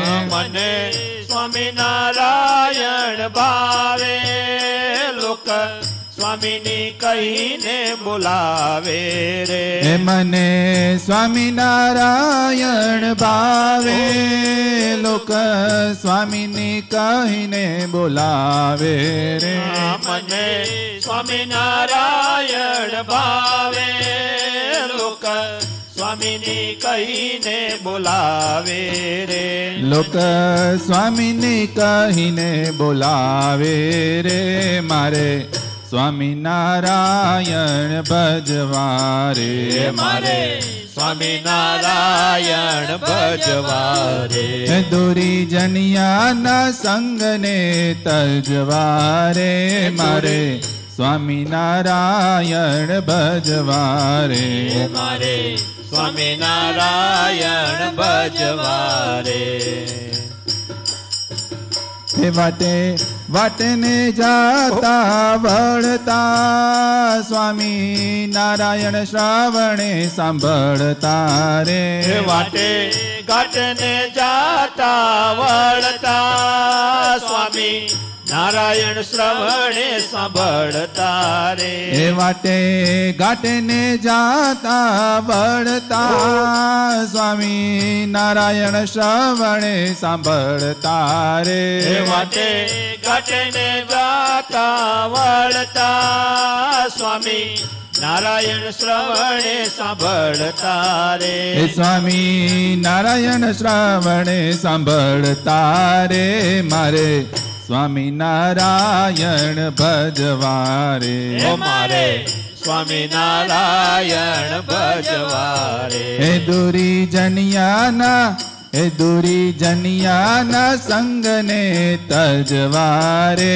મારે સ્વામિનારાયણ ભજવા રે.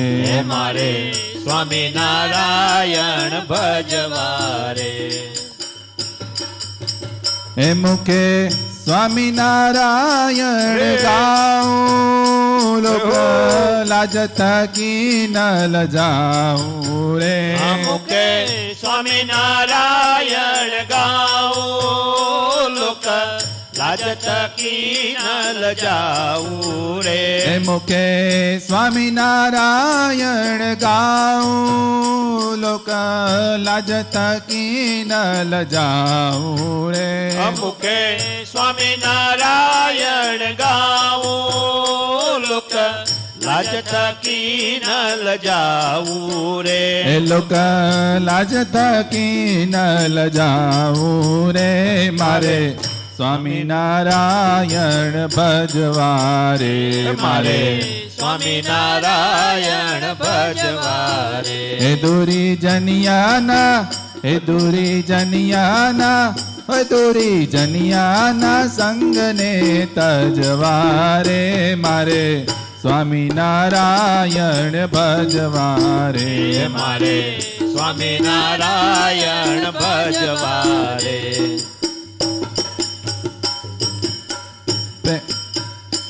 પ્રેમ સખી કહે સ્વામીને સારું કુરબાન કર્યું જીવન મારું રે. પ્રેમ સખી કે સ્વામીને સારું કુરબાન કર્યું જીવન મારું રે. પ્રેમ સખી કહે સ્વામીને સારું કુરબાન કર્યું જીવન મારું રે. પ્રેમ સખી કે સ્વામીને સારું કુરબાન કર્યું જીવન મારું રે. કુરબાન કર્યું જીવન મારું રે. મારે સ્વામિનારાયણ ભજવા રે. મારે સ્વામિનારાયણ ભજવા રે. અરે સ્વામિનારાયણ ભજવા રે. મારે સ્વામિનારાયણ ભજવા રે. એ દૂરી જનિયાના એ દૂરી જનિયાના એ દૂરી જનિયાના સંગને તજવા રે. મારે સ્વામિનારાયણ ભજવા રે. મારે સ્વામિનારાયણ ભજવા રે. મારે સ્વામિનારાયણ ભજવા રે. મારે સ્વામિનારાયણ ભજવા રે. ઘનશ્યામ મહારાજની જય. ગુણાતીતાનંદ સ્વામી કહે કરોડ કામ બગાડી અને મોક્ષ સુધારી લેવો. કદાપી કરોડ કામ સુધાર્યા અને જો મોક્ષ બગાડ્યો તો કે સ્વામી કે શું કર્યું? કહે છે કે સ્વામી કહે છે કે પટેલના ત્યાં વિવાહનો પ્રસંગ હતો અને શહેરમાં વિવાહનો સામાન લેવા ગયો પટેલ અને કહેવાય છે કે ગામના બધાએ ખરડો લખી આપ્યો કે મારા માટે શહેરમાંથી બધી વસ્તુ લેતા આવજો. પટેલ શહેરમાં ગયો, બધી વસ્તુ લીધી, બધા લોકોની વસ્તુ લીધી. એમાં હાંજ પડી ગઈ, રાત પડી ગઈ. બધું વસ્તુ ઘેર લઈને આવ્યો અને હાજે ઘેર આવ્યો તો બધા ગામના બધા લોકો આવ્યા અને બધા હોની વસ્તુ લઈ ગયા. ઘરનું માણા કે આપણું ક્યાં? તે કે લે એ જ રહી ગયું. એમાં જીવ બધાનું કરવામાં પોતાનું કરવાનું ભૂલી જાય છે. સંત ક્યાં છે? પ્રભુ ભજ્યા વિના ગાફલ પ્રાણી આમે ઉમર ખોઈજી. મેળી મંદિર માલક જાના કામ ન આવે કોઈજી. માત પિતા સુત નારી બંધવ અંત નહીં કોઈ તારાજી. આવરદારવાને કાજે સર્વે મળ્યા દૂતારાજી. સગા સંબંધી સર્વે મળીને લૂસી ચૂસી લીધોજી. છેલ્લી વારે સ્વાર્થ સાધી જમને આગે દીધોજી. કાગળ ઘડી ઘડી ના કાઢી લેખા જમરા લેસેજી. બ્રહ્માનંદ કહે છે તય જ્ઞાની અંતે ફજેતી થાશેજી. હજુ એ સમય છે. મોટા સ્વામી કહે ભૂતકાળ અને ભવિષ્યકાળનો વિચાર ન કરતા વર્તમાન કાળ સુધારી લેવો. જાગ્યા ત્યારથી સવાર ભગવાન ભજન છેલ્લો જન્મ કરી લેવો. આપણે વચનનું પાન લઈશું. આપણને સિદ્ધાર્થ ભગત વચનનું પાન કરાવશે. કથા વાર્તાથી જાજુમાં રોડા ગુણ આવે.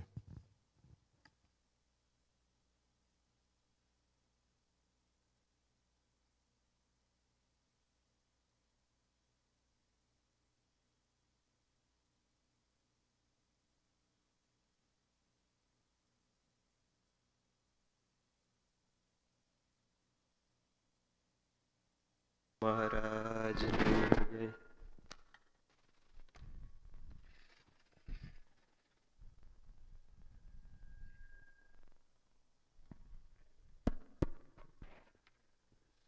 વર્ણિવેશ રમણીય દર્શનમ મંદહાસરુચિરાનનમ ભુજમ પૂજિતમ સુરનરોતમેર્મુદા ધર્મનંદનમહં વિચિંતયે ધર્મનંદનમહં વિચિંતયે. બોલો શ્રી સ્વામિનારાયણ ભગવાનની જય. આજે આપણે વચનામૃત જોવાનું છે, ગઢડા પ્રથમનું 20મું. એટલે ગુણાતીતાનંદ સ્વામીએ એક જગ્યાએ વાત કરી પ્રકરણ 4ની વાતોમાં. એટલે મહારાજને બધી ઉપમા આપે છે કે મહારાજ કેવા છે, કેમ કેવી વિભૂતિ છે, એમાં બધા આગળ વિશેષણ લગાવે છે. એમાં સ્વામીએ એક વિશેષણ વાપર્યું પરમ કારુણિક, કે ભગવાન પરમ કારુણિક છે. એમ કે વારંવાર ભગવાનને કરુણા આવી જાય. આપણે ચેષ્ટામાં ગાઈએ કે દેખી ન કમાય દયા આણી રે, અતિ આંકડા થાય અને ધન વસ્ત્ર રે, આપીને દુઃખ ટાળે કરુણા દ્રષ્ટિએ રે. એટલે ભગવાન એવા કરુણાવાળા છે, એને દરેક જીવ પ્રાણી માત્ર ઉપર કરુણા આવે એમ. એટલે કેમે કરીને કે ભલે થોડા તીખા શબ્દો કે ગમે તે કહીને કે આ જીવને થોડું એને સમજાય તો એનું રૂડું થાય એમ, અને મારા શરણે આવે અને મારી મૂર્તિનું સુખ ભોગવે એમ. અને સ્વામી એક પ્રવચનમાં વાત કરે કે સંસાર છે માત્ર દુઃખનો દરિયો છે. કેમ કોઈ જગ્યાએ સુખ નથી સંસારમાં. દુઃખમાં દુઃખ રહ્યું છે, દુઃખમાં તો દુઃખ રહ્યું જ છે, પણ સુખમાંય સ્વામી કે દુઃખ રહ્યું છે. એટલે જીવને કે ઘણીવાર મૂંઝવણ થાય કે શું કરવું આમાં કેમ. એટલે સ્વામી કે મને એકવાર મૂંઝવણ થઈ કે હું શું કરું એમ.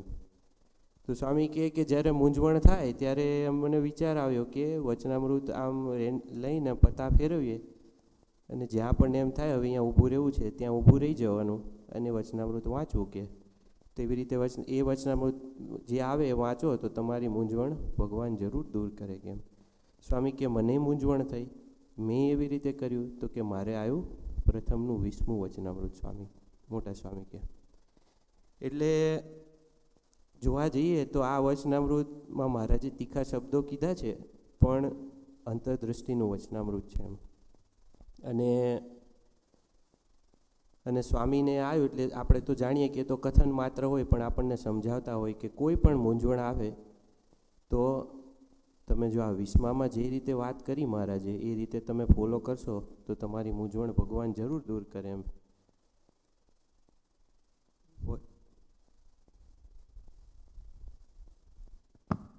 મોટા સ્વામીએ અમેરિકાની અંદર એક જ વચનામૃત વાંચેલું છે, પ્રથમ 20.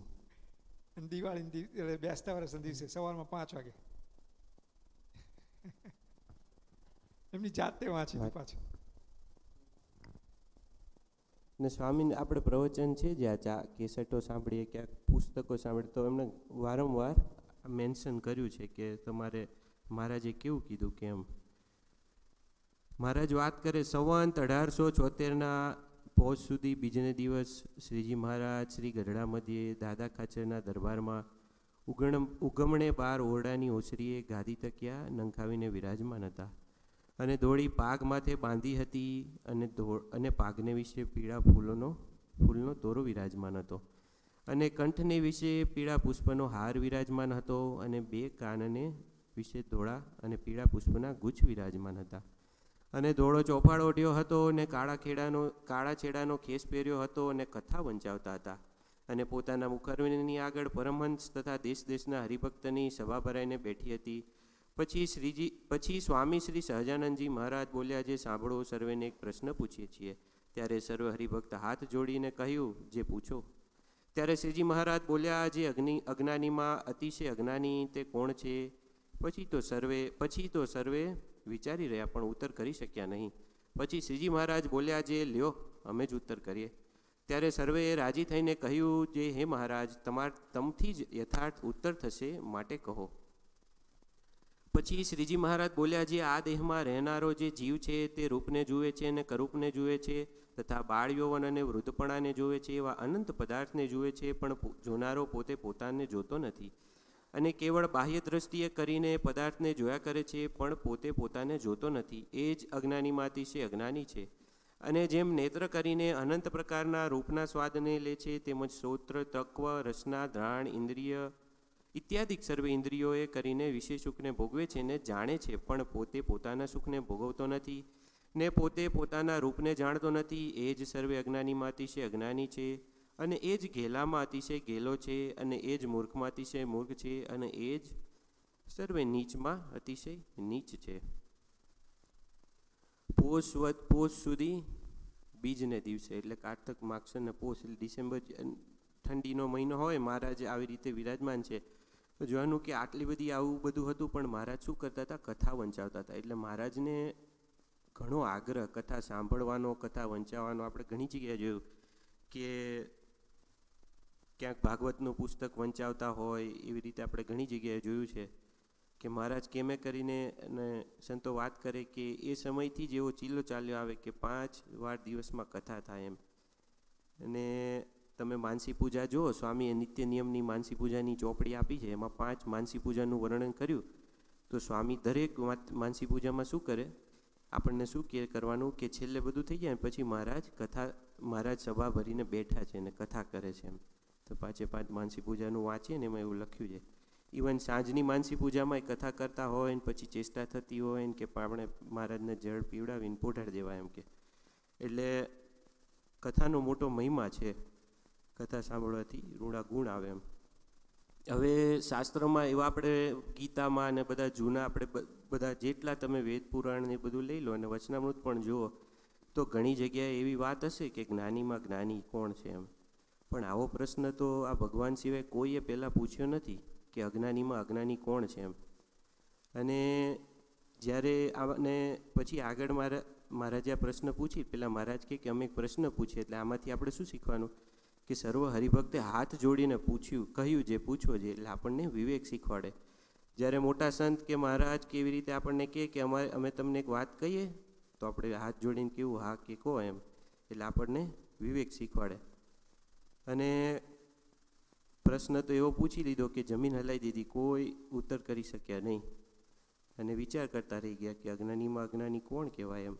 પછી મહારાજે દયા કરીને ઉત્તર કર્યો. અને આમાં મુખ્ય 3 વાત આવી કે એક તો પોતે પોતાને જોતો નથી, એટલે બાહ્ય દ્રષ્ટિએ બધું જોયા કરે છે. બીજી વાત કે પોતાના સુખને ભોગવતો નથી. અને ત્રીજી વાત કે પોતાના રૂપને જાણતો નથી. પોતાને જોતો નથી, પોતાના સુખને પોતાને જોતો નથી, પોતાના સુખને ભોગવતો નથી અને પોતાના રૂપને જાણતો નથી. હવે અજ્ઞાની કેમ કહેવાય કે આ બધું એની પાસે છે. એટલે એક માણસ હતો, તો એનો મિત્ર એના ઘરે જમવા આવ્યો. તો એને બહુ વરસાદ પડ્યો. એટલે આમ આપણે જગતની રીતે આપણે આમ અજ્ઞાની કે મૂર્ખો કે જોવા જઈએ તો જેને આપણે જગતની રીતે જ્ઞાની કોને કહીએ કે મહારાજે કીધું કે આમ જે સામાન્ય રીતે જ્ઞાની હોય, આ બધું જ્ઞાન ક્યાંથી આવ્યું કે આને સ્ત્રી ઘરના ગોત્રમાં હોય તો આવી રીતના વર્તવું, એ બધું શાસ્ત્રમાં કે એને કોઈએ કીધું નથી, પણ પરંપરાગત ચાલ્યું આવે છે કેમ. એટલે જો એટલી આમ બેઝિક નોલેજ હોય તો એને આપણે આમ જ્ઞાની કહીએ, ને કંઈ ખબર પડતી ના હોય તો એને કહીએ ઘેલો કે આ તો પાગલ છે કે અજ્ઞાની છે કે એને કંઈ ખબર નથી પડતી. તે એક માણસ એના મિત્રને જમવા બોલાવે કે તું મારા ઘરે જમવા આવી કેમ. તો જમવા આવ્યો ને પછી જતો હતો તો ધોધમાર વરસાદ પડ્યો. એક ગામમાં રહેતો હતો. તો કે હવે તું ના જઈશ, અહીંયા રાત રોકાઈ જા અને હું તારું બધું લઈને આવું કે અહીંયા પથારી. પેલો માણસ અંદર ગયો ને બહાર આવ્યો તો આ તો ગાયબ થઈ ગયો. ક્યાં ગયો હશે કેમ. અને આજુબાજુ જોયું તો ક્યાંય જડ્યો નહીં. એટલે થોડી વાર વેઇટ કર્યો કે આવે કેમ. અડધો કલાક રહીને આવ્યો કે તો કે ક્યાં ગયો તો કે હું મારા ઘરે કેવા ગયો તો કે હું આના ઘરે રાત રોકાઈ જાઉં છું કે. તો કે ભાઈ તો ત્યાં જ રોકાઈ જવું હતું ને પછી અહીંયા શું કરવા આવ્યો? તો આખો પલળતો પાછો આવ્યો. એટલે જો આવી રીતનું આમ બેઝિક વર્તન હોય તો આપણે એમ જગતમાં આપણે એમ કહેવાય કે ભાઈ આ ગાંડો છે, ઘેલો છે કે અજ્ઞાની છે, એને કંઈ ખબર પડતી નથી એમ. પણ અહીંયા જે મહારાજ અજ્ઞાની કોને કીધું કે એને બધું આપ્યું છે. અજ્ઞાની તો ખરી પણ એનો શિરોમણી, એનો રાજા, એનો બોસ. અજ્ઞાનીમાં અજ્ઞાની. અને બીજી 3 એક્સ્ટ્રા ઉપમા આપી કે જે આપણે જગતમાં કોઈને કહીએ, આ 3 તો સારી લાગે પણ નીચ કોઈને કહીએ તો આપણે બાજવાનું થઈ જાય એમ. અતિશય નીચ કીધું. હવે એવું આપણે કોઈને કહીએ તો ખરાબ લાગે એમ, શોભે નહીં. પણ મહારાજે કહી દીધું કેમ કે એને આ બધી વસ્તુ મળી છે છતાં એ નથી કરતો એમ. હવે મહારાજ અહીંયા શું કે આ દેહમાં રહેનારો જે જીવ છે તે રૂપને જુએ છે. તો જોવે છે કોણ? મહારાજ શું કીધું? પહેલાં તો જીવ છે, બરાબર. એટલે એ વાત તો નક્કી થઈ કે દેહમાં જીવ છે તો આપણે બધા જાણીએ. પણ મહારાજ અહીંયા શું કહે છે કે જીવ છે તે રૂપને જુએ છે તથા કરૂપને જુએ છે. તો મહારાજે એવું નથી કીધું કે આંખ રૂપને જુએ છે કે કરૂપને જુએ, જીવ કીધો, બરાબર. એટલે આપણે ચશ્મા પહેરીએ, રાઈટ, આપણે અહીંયાથી શરૂઆત કરીએ, ચશ્મા અને આંખ લઈએ, રાઈટ. એટલે ચશ્મા શું કરે કે આપણું વિઝન ઇમ્પ્રૂવ કરે, એટલે ચશ્મા એક ઇન્સ્ટ્રુમેન્ટ થયું, પણ જોનાર કોણ છે? આંખ થઈ, રાઈટ. આપણે એમ ના કહેવાય કે આ ચશ્મા જોવે છે. એવી રીતે જ્યારે પછી એક સ્ટેપ આગળ વધો કે આંખ અને જીવ, તો આપણે એમ ના કહી શકીએ કે આંખ જોવે છે, એ જોવે છે કોણ? જીવ. આંખ તો એક ઇન્સ્ટ્રુમેન્ટ, ઇન્દ્રિય થઈ ગઈ, રાઈટ, પણ જોવે છે જીવ. એવી રીતે 5 ઇન્દ્રિય. અને અનફોર્ચ્યુનેટ વસ્તુ, જો કે અનફોર્ચ્યુનેટ તો કહેવાય નહીં, ભગવાન કર્યું બરાબર હશે, પણ આ 5 ઇન્દ્રિયો છે ને એ બધી બહાર, એ બહારથી જ વસ્તુ ગ્રહણ કરી શકે. એમાં એવું ફીચર છે જ નહીં કે અંદર હું આંખ બંધ કરું તો મને બહારથી દેખાય, પણ મારે એની અંદર જોવું હોય તો મને દેખાય નહીં, અંદર મારે સાંભળવું હોય તો મને સંભળાય નહીં, અંદર શું સ્વાદ છે, અંદરનો સ્પર્શ કેવો એ સંભળાય, કેમ કે ભગવાને એની રચના જ એવી કરી છે કે બધી બાહ્ય વર્તે. એટલે પણ આ અનફોર્ચ્યુનેટ વસ્તુ શું કે ભોગવતા એ જીવ અજ્ઞાને કરીને એમ માની લે છે કે આંખ હું છું, કે આ હાથમાં વાગ્યું તો હાથ હું છું, એ જે કર્મેન્દ્રિયો જ્ઞાનેન્દ્રિયો કીધી એને પોતાનું સ્વરૂપ માની લે છે. પણ વાસ્તવમાં પોતાનું સ્વરૂપ એ છે નહીં, પોતાનું સ્વરૂપ તો અલગ છે કંઈક. એનો આખો દિવસથી રાત આપણે જોઈએ કે સવારથી બીજાનું તો ખબર નહીં, પણ વાત કોઈનું એક્ઝામ્પલ લેતા નથી, આપણે જનરલ વાત કરીએ કે સવારથી સાંજ સુધી બહાર જ જોયા કરે. અને પહેલાંના જમાનામાં તો આ બધા ઉપકરણ તો આવું બધું કશું હતું નહીં, એટલે થોડી ઓછી બાહ્ય દ્રષ્ટિ રહેતી. હવે તો હમણાં આપણે ગ્રહણ થશે, બરાબર, એટલે ગ્રહણ થશે તો આપણે સૂર્ય તો કેટલો દૂર છે, રાઈટ, પણ આ બધા ટેલિસ્કોપ આ લોકોએ ફિટ કર્યા છે, એનું તમને યુટ્યુબમાં લાઈવ સ્ટ્રીમિંગ ચાલુ હોય તો તમને લાઈવ સ્ટ્રીમિંગમાં દેખાય કે, એટલે માણસ, તમે વિચાર કરો પોતાની મુઠ્ઠીમાં કેટલો દૂર પહોંચી ગયો કે ઘણીવાર આપણે ઇન્ટરનેશનલ સ્પેસ શટલ સ્ટેશન છે, હવામાં ઉડતું હોય તો એ લોકો ઘણીવાર લાઈવ થાય, ત્યાંથી લાઈવ સ્ટ્રીમિંગ ચાલુ કરે, અને એ લાઈવ સ્ટ્રીમિંગ આપણને કેટલા મિલિયન યર દૂર હોય, કેટલા મિલિયન લાઇટ યર દૂર હોય, એનું લાઈવ સ્ટ્રીમ આપણને મુઠ્ઠીમાં ઘરે બેઠા એક નાનકડા ઓરડામાં દેખાય.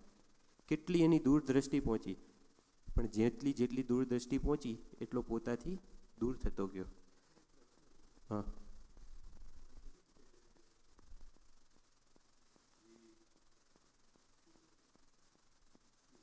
છે બરાબર.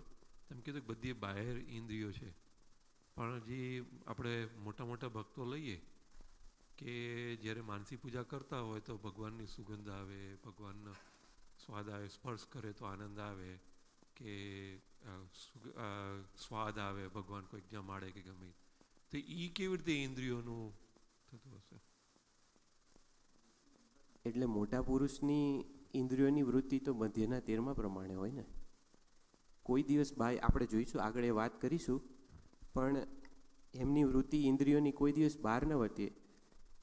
લોયાના 10મા વચનામૃતમાં શું કીધું કે કોઈ કાર્ય કરે એમાં 3 ઉદાહરણ આપ્યા, મંદ વેગ, અને એક તીવ્ર વેગ અને મધ્યમ વેગ.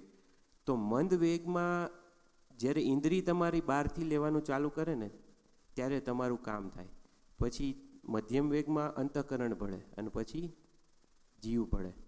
અને મારા જે જીવની વૃત્તિ શબ્દ વાપર્યો, એટલે ઇન્દ્રિયોની વૃત્તિ મારું આંખથી જોઉં તો એ જીવની જ વૃત્તિ છે. એટલે આ બધી વૃત્તિઓ જે ઇન્દ્રિયનો ખાલી એ યુઝ જ કરે છે, સમજે? તમે ચશ્મા વાપરો, તમારું વિઝન ઇમ્પ્રૂવ થાય છે, પણ તમે ચશ્મા ફોડી નાખો તો તમારું વિઝન કંઈ જતું રહેવાનું નથી. એટલે ઇન્દ્રિયો ખાલી એને યુઝ કરે, જીવ એનો યુઝ કરે, પણ એની એ બધી વૃત્તિ બધી બહાર, સ્વામીએ લખ્યું એક જગ્યાએ કે બહાર ફેલાવા ન દઈએ, અને પછી અંદર આવે તો બધી વૃત્તિ અંદર હૃદય આકાશમાં વળીને પાછી આવે તો ત્યાં તમને ભગવાન દેખાય, તે જ દેખાય. એટલે એ વાત આપણે આગળ જોઈશું. ઇન્દ્રિયોથી તો કોઈ દિવસ આનંદ જ ના આવે, ઇન્દ્રિયોમાં આનંદ રહ્યો છે જ નહીં. તમે શું કીધું સ્વામીએ? ઇન્દ્રિયો ઊંડી અપાર છે, વિશે નીર ન ભરાયજી. તમે આખી જિંદગી દરિયા જેટલી ઊંડી છે, એને તમે ગમે તેટલું ભોગવ કરો તો ઇન્દ્રિયોથી કોઈ દિવસ સુખ આવે નહીં. ઇન્દ્રિયો કેમ કે એક માધ્યમ છે, અને એ તો નવા જન્મે નવી ઇન્દ્રિયો મળે. કે કોઈ બકરી હોય કે એને અલગ અલગ, બધાને કંઈ સેમ ઇન્દ્રિયો ના હોય, કોઈને ઓછી હોય, 1-2 વધારે હોય, અમીબા હોય, લો એને એકેય ઇન્દ્રિયો નહીં.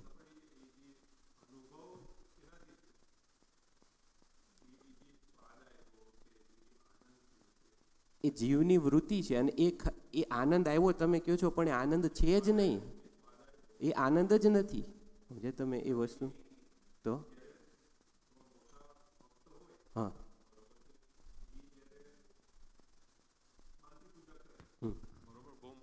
ભગવાનના ભગતો એ માનસી પૂજા કરે, બરોબર, તો એને જે ચલો ભગવાને પ્રસાદ આપ્યો, એ જે સ્વાદ આવ્યો, બરોબર, કે ભગવાનને સ્પર્શ કર્યો, તો એ સ્પર્શનું જે સુખ આવ્યું, કે જે જોયું ભગવાનને, હું એ કહું છું. પણ એમાં તમે આ અનુભવ જ્ઞાન વાળું છે લોયાનું સાતમું.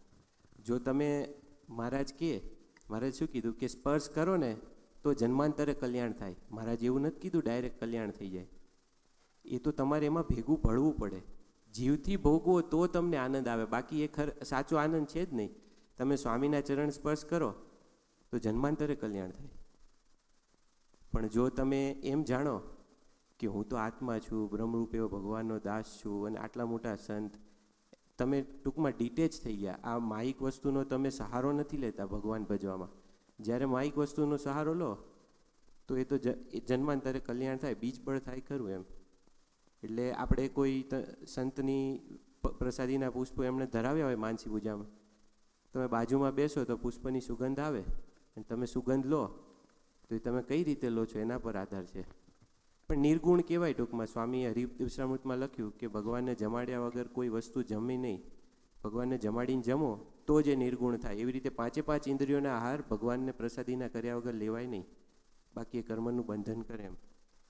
એટલે આપણે જોતા હતા કે ફોનમાં આખી દુનિયા હોય તો એટલો દૂર પહોંચી શકે, પણ પોતાથી અતિશય દૂર થઈ ગયો છે એમ. હવે આપણે જનક રાજાની વાત તો આપણે આ સ્વામીએ દ્રષ્ટાંત ઘણીવાર લીધું કે જનક રાજા રાત્રે સૂતા, અને જનક રાજાનો તો વૈભવ આપણે જાણીએ છીએ અને પ્રથમના 38માં વાત કરી એમ. એટલે જનક રાજાનો રાજવૈભવ ને એનો ઠાઠમાટ તો આખો અલગ રીતનો જ હતો એમ. એને અષ્ટાવક્ર મળ્યા નહોતા એના પહેલાં, અને પછી અચાનક રાત્રે સ્વપ્ન આવ્યું એમ, અને કે એમને કોઈ સાથે યુદ્ધ થયું અને બરાબર ગવાણા અને ત્યાંથી ભાગી છૂટ્યા. અને બાજુના ગામમાં જઈને રહ્યા અને ભૂખ્યા હતા અને એવું માગ્યું કે આ બળેલી ખીચડી છે તળિયાની નીચેની, તો કે વાંધો નહીં એ ચાલશે. કે ખોબામાં ખીચડી લઈને આવ્યા, એક પથ્થર ઉપર મૂકી ખીચડી અહીંયા, આમ કે પછી હું અહીંયા જમું થોડી વાર. બેસવા જાય છે ત્યાં આપણે જાણીએ કે આખલાઓ આવ્યા અને એની બીકથી જાગી ગયા અને કે આ સાચું કે તે સાચું એમ. અને પછી કે તમે બધા આખી મીટિંગ બોલાવી દીધી ને કે તમે બધા રાજનું ખાઓ છો કે તમે બધા, તો મારા પ્રશ્નનો જવાબ આપો, નહીં તો હું બંદી બનાવી દઈશ. એટલે દરેકને પૂછે આ સાચું તે સાચું, જવાબ ના આવડે તો બંદીખાનામાં નાખી દે. અને એમાં અષ્ટાવક્ર ઋષિના પિતા એમને બંદીખાનામાં નાખી દે. અષ્ટાવક્ર 8 વર્ષના જ હતા અને અષ્ટાવક્ર બ્રહ્મજ્ઞાની હતા. એ માતાના ઉદરમાંથી એમને બ્રહ્મજ્ઞાન થઈ ગયું હતું. એટલે એમણે જાણ્યું કે આવી રીતની વાત થઈ છે, અને ત્યાં ગયા તો જે બધા વેદાંતીઓ બેઠા હતા સભામાં, એ બધા અષ્ટાવક્રને જોઈને ખૂબ હસ્યા એમ. એટલે અષ્ટાવક્ર જનકને કે આ તમે ચમારોને અહીંયા ભેગા કર્યા છે કે એ શું તમારા પ્રશ્નનો જવાબ આપશે? તો કે હોય કે આટલા મોટા બધા ઋષિઓ પંડિતોને તમે ચમાર કહો છો, આવું થોડું કહેવાય. કે તો કે ચમાર જ કહું ને, એ લોકો મારા 8 અંગ વાંકા છે એને જોઈને કે બરાબર ખડખડાટ હસ્યા કે. એટલે એમણે બાહ્ય રીતે જોયું પણ ખરેખર મારો આત્માને જોયો નથી, એટલે હસતા નથી કે આત્માને તો કોઈ આકાર નથી, કે એવી રીતનો તેજોમય છે કે ચૈતન્ય છે એમ. આપણે શિક્ષાપત્રીમાં વાત કરી એવી રીતે. એટલે એ રીતે અને પછી એ જવાબ કરે છે કે આ ખોટું ને તે ખોટું એમ. પછી જનક અને કે તમને સપના આવ્યું એ ખોટું અને તમે આ રાજપાટ કરો એ ખોટું. જનક રાજાની આંખ ઉઘડી ગઈ. અને પછી જનક રાજાને કે અષ્ટાવક્ર ઋષિ કે શું આ રાજપાટ જતું રહે તો તમે રહો? તો કે હા હું તો રહું ને. કે તમારા સોનાના વસ્ત્રો અલંકાર ઉતારી રહે તો તમે રહો? કે હા. તો કે હું તો રહું ને. કે તમારા ઘરવાળી મરી જાય, પુત્રો મળી જાય તો કે હું તો રહું, તો તમે રહો? તો કે હા હું રહું ને. કે તમારો હાથ કપાઈ જાય તો હું રહું? કે હા રહું ને. કે તમારો દેહ બળી જાય કે રહું? કે હા હું રહું ને. એને સાચું જ્ઞાન થઈ ગયું કે આ બસ મારે તમને આ જ શીખવાડવું હતું કે બધું બળી જાય, કપાઈ જાય, ગમે તે થાય તોય તમે રહો. નરસિંહ મહેતા હતા, આખું જુનાગઢ ગામ નરસિંહ મહેતાની ઓપોઝમાં હતું. અને એમનો મુવાડોય ના ફરકે. એને જાણી લીધું હતું કે હું કોણ છું, મારું સ્વરૂપ કયું છે. અને એ ઓલરેડી ભગવાને આપણને ફ્રીમાં આપ્યું છે અને એને ભોગવતા નથી. એટલે મહારાજ કે આ અજ્ઞાની છે. આ સ્વામી સિંહનું સરસ મજાનું ઉદાહરણ આપે. એ શાસ્ત્રમાં વિસ્તારથી લખ્યું. સ્વામી શોર્ટમાં કે ઘણીવાર હરિઉપદેશમાં કે પ્રેગ્નેન્ટ સિંહણ હતી, એ શિકાર કરવા નદીની આ બાજુ આવી અને બકરાની પાછળ પડી. તેનો ભરવાડ આવ્યો અને ભરવાડ ટોળો લઈને લાકડીઓ લઈને સિંહણને મારવા આવ્યો. એટલે સિંહણ ગભરાઈને ભાગીને નદી કૂદવા ગઈ તો એનો બચ્ચું સ્ત્રવી ગયું. એટલે બચ્ચું આ બાજુ રહી ગયું અને સિંહણ ત્યાંથી ભાગી ગઈ. હવે આ બચ્ચું પેલા ભરવાડને દયા આવીને આ ભરતજી જેવું છે, એટલે એને રાખે, મોટું કરે. ભરવાડના બકરાના ટોળા ભેગું ભેળવી દીધું. બકરાની જેમ બે કરે એમ. અને એને ઘાસ ખાય અને કંઈક હુંકારો થાય તો બધા બકરાની ભેગું ભાગે. સિંહની બકરાની જેમ જ ભાગે, કોઈ સિંહ ત્રાડ કરે તેમ. તેમાં એક દિવસ આ એની માં છે ને પાછી શિકાર કરવા આવી અને જોયું કે આ તો કે રંગે રૂપે આપણા જેવું જ છે કેમ.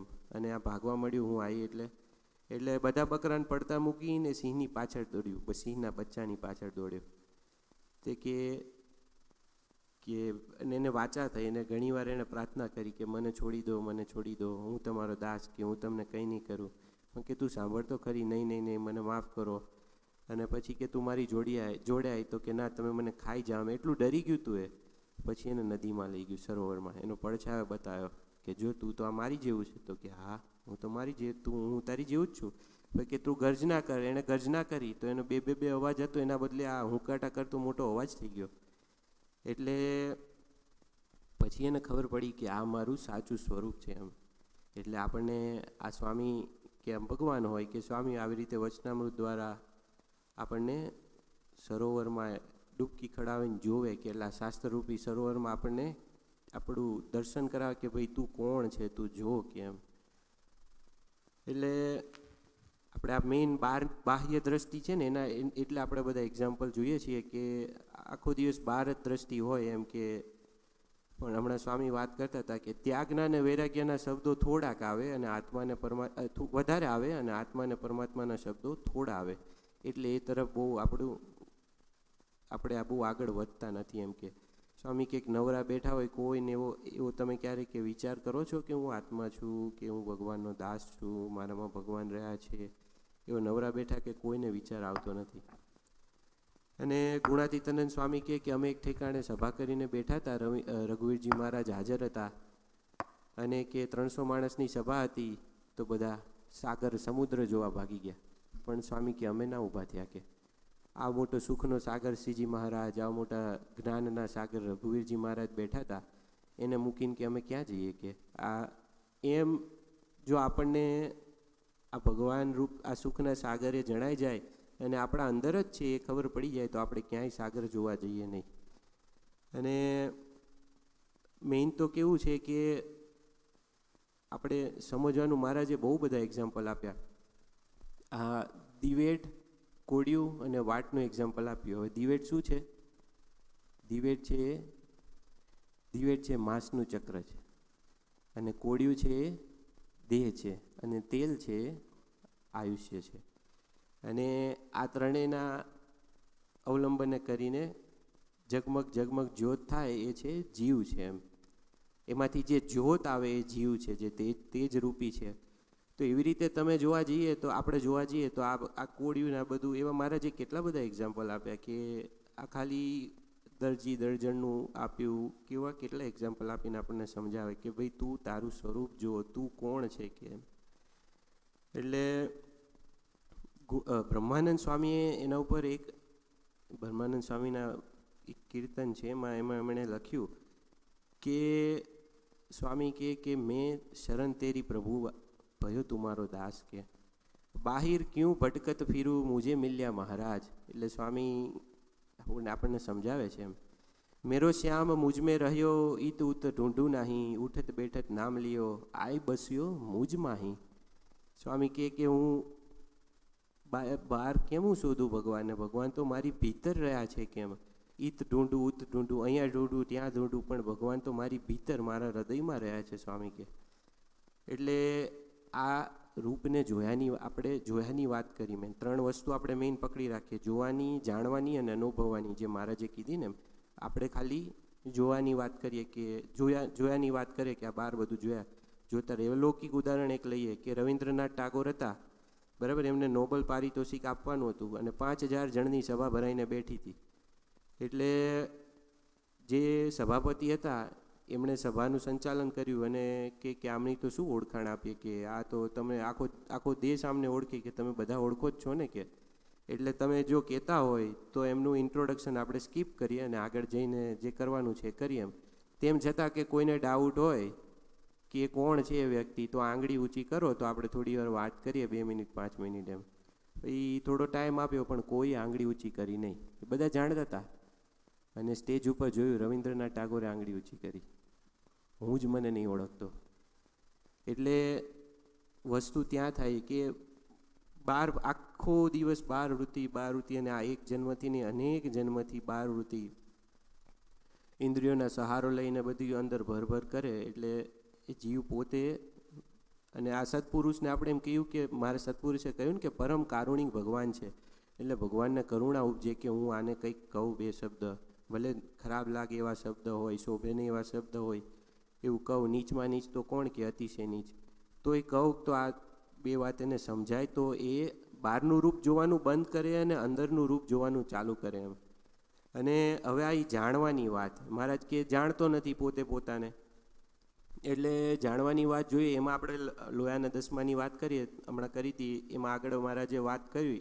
લોયાના 10મામાં મહારાજે જનક રાજાને યાદ કર્યા. સ્વામીએ ઘણીવાર જનક રાજાને યાદ કર્યા અને એક ઠેકાણે લખ્યું કે જનક રાજા 6ઠ્ઠા પગથિયે હતા એમ. જે અક્ષરધામમાં જવાની સદગુરુની 7 ભૂમિકા છે એમાં જનક રાજા 6ઠ્ઠા પગથિયે હતા. અને મહારાજે વારંવાર 38માં કીધું મિથિલામ પ્રદીપ્તિયા નામ. જો એવી સ્થિતિ થઈ જાય તો હંમેશા સુખ્યો થઈ જાય જીવ એમ. એટલે મહારાજ શું કે જે જનક જેવા જ્ઞાની હોય તે એમ વિચારે જે હું આત્મા છું, હું શુદ્ધ છું, હું ચેતન છું, હું નિર્વિકાર છું, હું સુખરૂપ છું, હું અવિનાશી છું.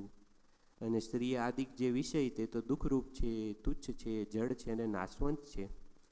એમ વિચારીને કેવળ પોતાના આત્મ સ્વરૂપને જ સુખરૂપ જાણે છે. અને શબ્દ આદિક વિષયમાં જે સુખ જેવું જણાય છે ને સારા જેવું જણાય છે તે આત્મા વતે છે.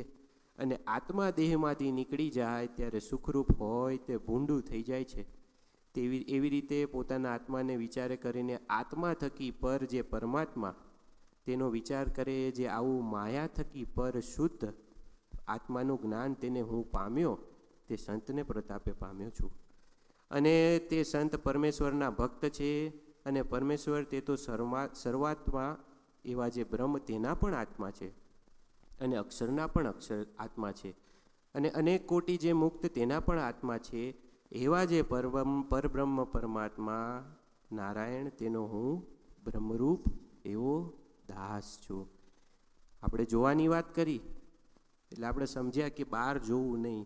નવરા બેઠા હોય કે ગમે તે હોય, કોઈની સાથે વાત કરતા હોય, આપણને જણાય કે પહેલાં જ કે કાળિયો છે, ધોળિયો છે, દેશી છે, કેમનું છે કે ભાઈ. એટલે ભાઈ આપણે ત્યારે જો આપણે ભલે આપણે જવાબ આપવો એપ્રોપ્રિએટ, પણ આપણે એ વિચારવું કે મારે બાહ્ય રૂપ જોવું નથી, મારે અંદર રૂપ, મારું રૂપ જોવું છે. અને આ વાત છે ને એ છેલ્લે આપણે વાત કરીશું આગળ, પણ કહેવાનું એ કે વારંવાર અંતરદ્રષ્ટિ કરવી, કે જોયા કરવું કે હું કોણ છું, મારું સ્વરૂપ શું છે, મારા વિશે કોણ રહ્યા છે, અને જાણવું કે હું કોણ છું. જોવાની વાત આવી, પછી એને જાણવાની વાત કે હું તો બ્રહ્મરૂપ, અહમ બ્રહ્મરૂપો હરિરેવ દાસમ, હું ભગવાનનો બ્રહ્મરૂપ એવો દાસ છું. અને ભગવાન કેવા છે, જે આપણે રાજવંશી હોય અને રાજનું સુખ ના ભોગવે તો એ તો મૂર્ખો કહેવાય, અજ્ઞાની કહેવાય. આપણે રાજવંશી છીએ, આપણે આત્મા છીએ. એવી રીતે રાજાનો કુંવર હોય તો એ જો બહાર ઠીકરું લઈને ભીખ માગવા જાય, ખીચડી આપો કોઈ મને, તો કેવું લાગે? બધા કે તું તો ઘેલો છે, પાગલ છે, ગાંડો છે એમ. એટલે એવી રીતે આપણે જાણવું કે હું કોણ છું, હું ભગવાનનો દાસ છું, હું કેવા સત્પુરુષ છે એનો શિષ્ય છું, કેવા મને ભક્તો મળ્યા છે. એટલે જોવાની અને જાણવાની. અને આગળ વાત કરે કે હવે આગળ લઈએ. ત્યારે સુકમુની આશંકા કરી, જે પોતાનું સ્વરૂપ જોવું તે શું પોતાના હાથમાં છે? અને જો પોતાના હાથમાં હોય તો જીવ સિદ્ધ અતિશય અજ્ઞાની રહે. ત્યારે શ્રીજી મહારાજ બોલ્યા, જેને સત્સંગ થયો છે તેને તો પોતાના જીવાત્માનું દર્શન પોતાના હાથમાં જ છે. અને કે દાડે એણે પોતાના સ્વરૂપને જોયાનો આદર કર્યો અને ન દીઠું. અને એ જીવ માયાને આધીન થકો પરવશ થઈને તો સ્વપ્ન અને સુષુપ્તિ અવસ્થામાં અંતરદ્રષ્ટિ કરીને જાય છે, પણ પોતે પોતાને જાણે કોઈ દિવસ પોતાના સ્વરૂપને જોવાને અંતરદ્રષ્ટિ કરતો નથી. અને જે ભગવાનના પ્રતાપને વિચારીને અંતરદ્રષ્ટિ કરે છે, કોને? ભગવાનના પ્રતાપને વિચારીને અંતરદ્રષ્ટિ કરે છે, તે તો પોતાના સ્વરૂપને અતિશય ઉજ્જવળ પ્રકાશમાન જુએ છે. અને તે પ્રકાશને મધ્ય પ્રત્યક્ષ એવા જે પુરુષોત્તમ ભગવાન તેની મૂર્તિ જોવે છે. અને નારદ સંકાદિક જેવો સુખીઓ પણ થાય છે. માટે હરિભક્તને તો જેટલી કસર રહે છે તેટલી પોતાને આળસે કરીને રહે છે. એટલે મહારાજે અહીંયા અંતરદ્રષ્ટિની વાત કરી કે સુકમુનિ સ્માર્ટ હતા. આપણે જાણીએ સુકમુનિ પ્રતાપભાનુ રાજાની વાત છે. સુકમુનિ હતા કે સતાનંદ સ્વામી? એ તો સતાનંદ સ્વામી હતા. પણ સુકમુનિ પણ બ્રહ્મભાવને પામી ચૂક્યા હતા. એટલે સુકમુનિ તોય આવો પ્રશ્ન પૂછ્યો કે શું પોતાનું સ્વરૂપ જોવું તે પોતાના હાથમાં છે એમ? અને હોય તો આપણે કઈ રીતે? અને મહારાજે જેવી રીતે જવાબ આપ્યો એવી રીતે તો આપણને હાવ ઈઝી લાગે કે સત્સંગ તો થઈ જ ગયો છે ને, તો કેમ નથી દેખાતું એમ. એટલે હવે આપણે અંતરદ્રષ્ટિની વાત આવી. હવે કાલે આપણે હરિઉપદેશામૃત કિરીટભાઈ વાંચતા હતા તમે, બરાબર? એમાં તેજા ભક્ત છાણી ગામના એમની વાત આવી હતી. હવે એ હરિજન હતા એટલે એમને મંદિરમાં જવાય નહીં, એટલે બહાર ધજા જોઈને મંદિરના દર્શન કરે. કે એમાં પહેલાં એવું હતું કે હરિજન મંદિરમાં જાય નહીં. તો એ તેજાભાઈને કયા સ્વામીએ ઉપદેશ આપ્યો હતો? પછી ગોપાળાનંદ સ્વામી ઉપદેશ આપ્યો. અને ગોપાળાનંદ સ્વામીએ કયા બે વચનામૃત કીધા હતા તમને યાદ છે?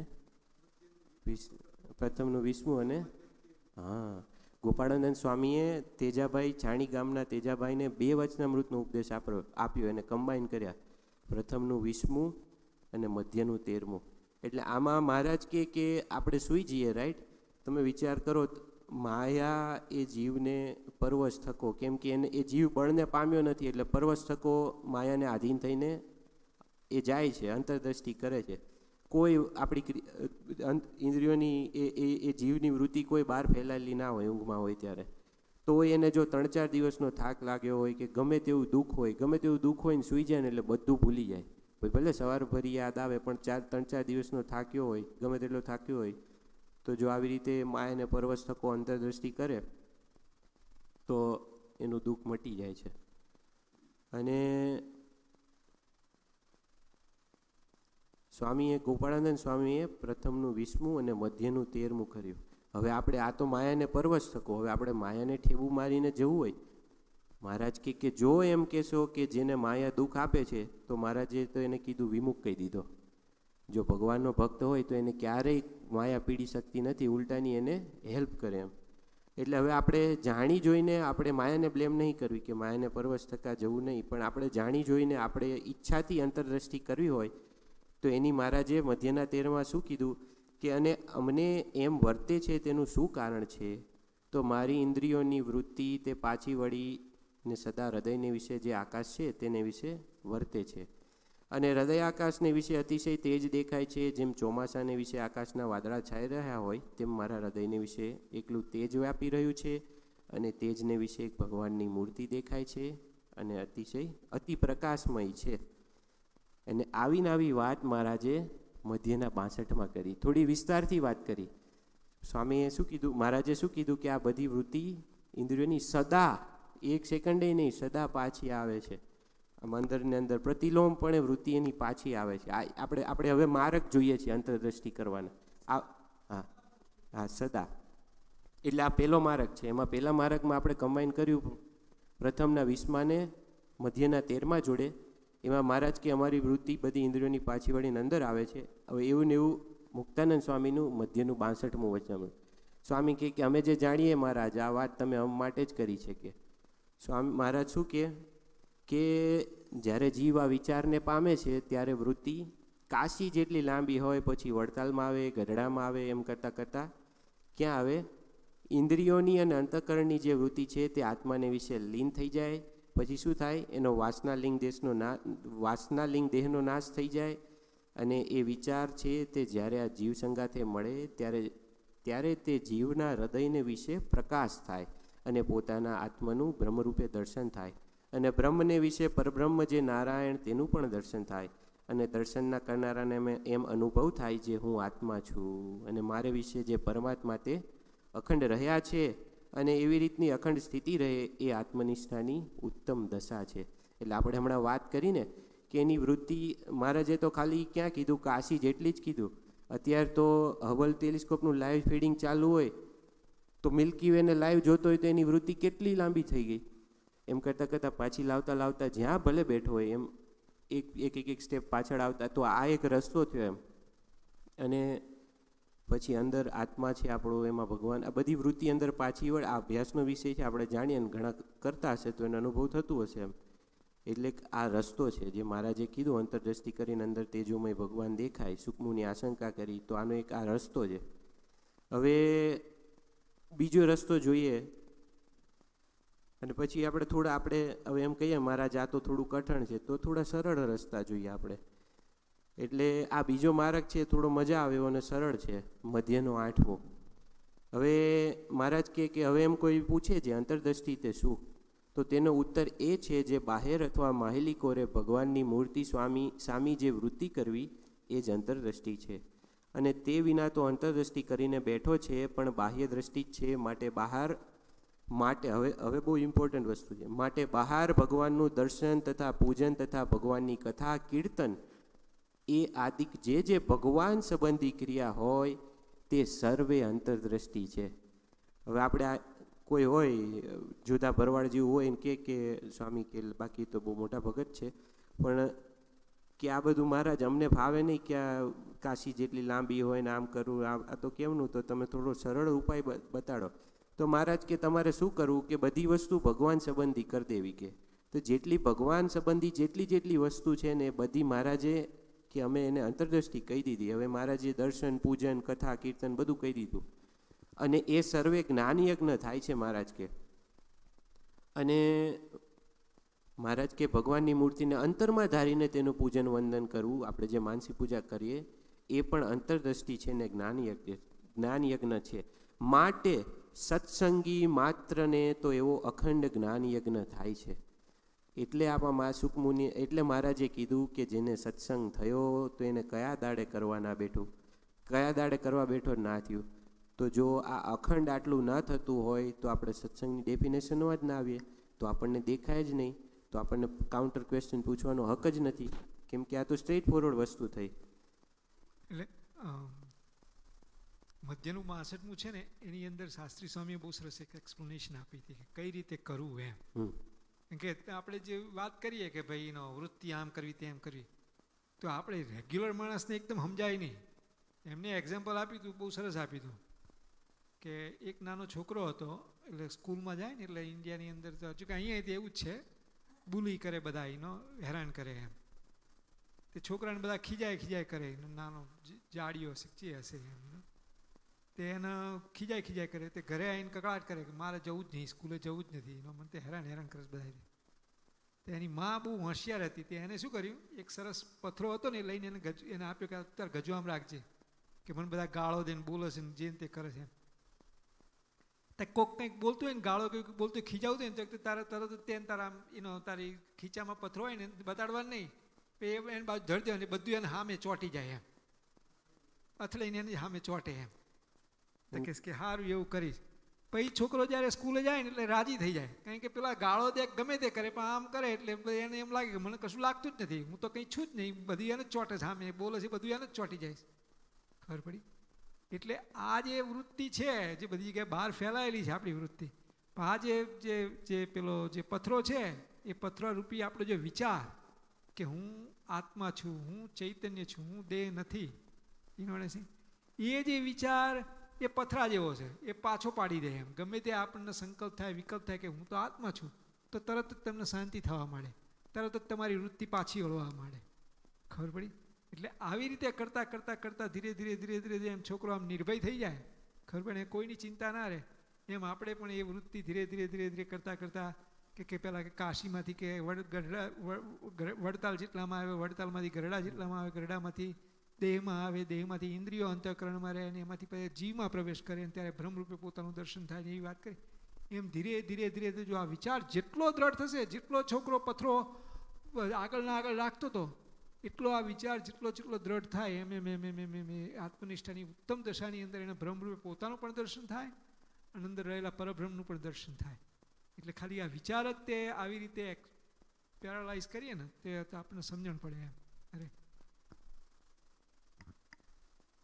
એટલે એ સરસ વાત રાખવા જેવી.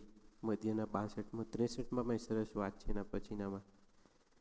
એટલે અને ભગવાન પછી સેવાની વાત કરે છે એમાં. એટલે એક એ રસ્તો થયો.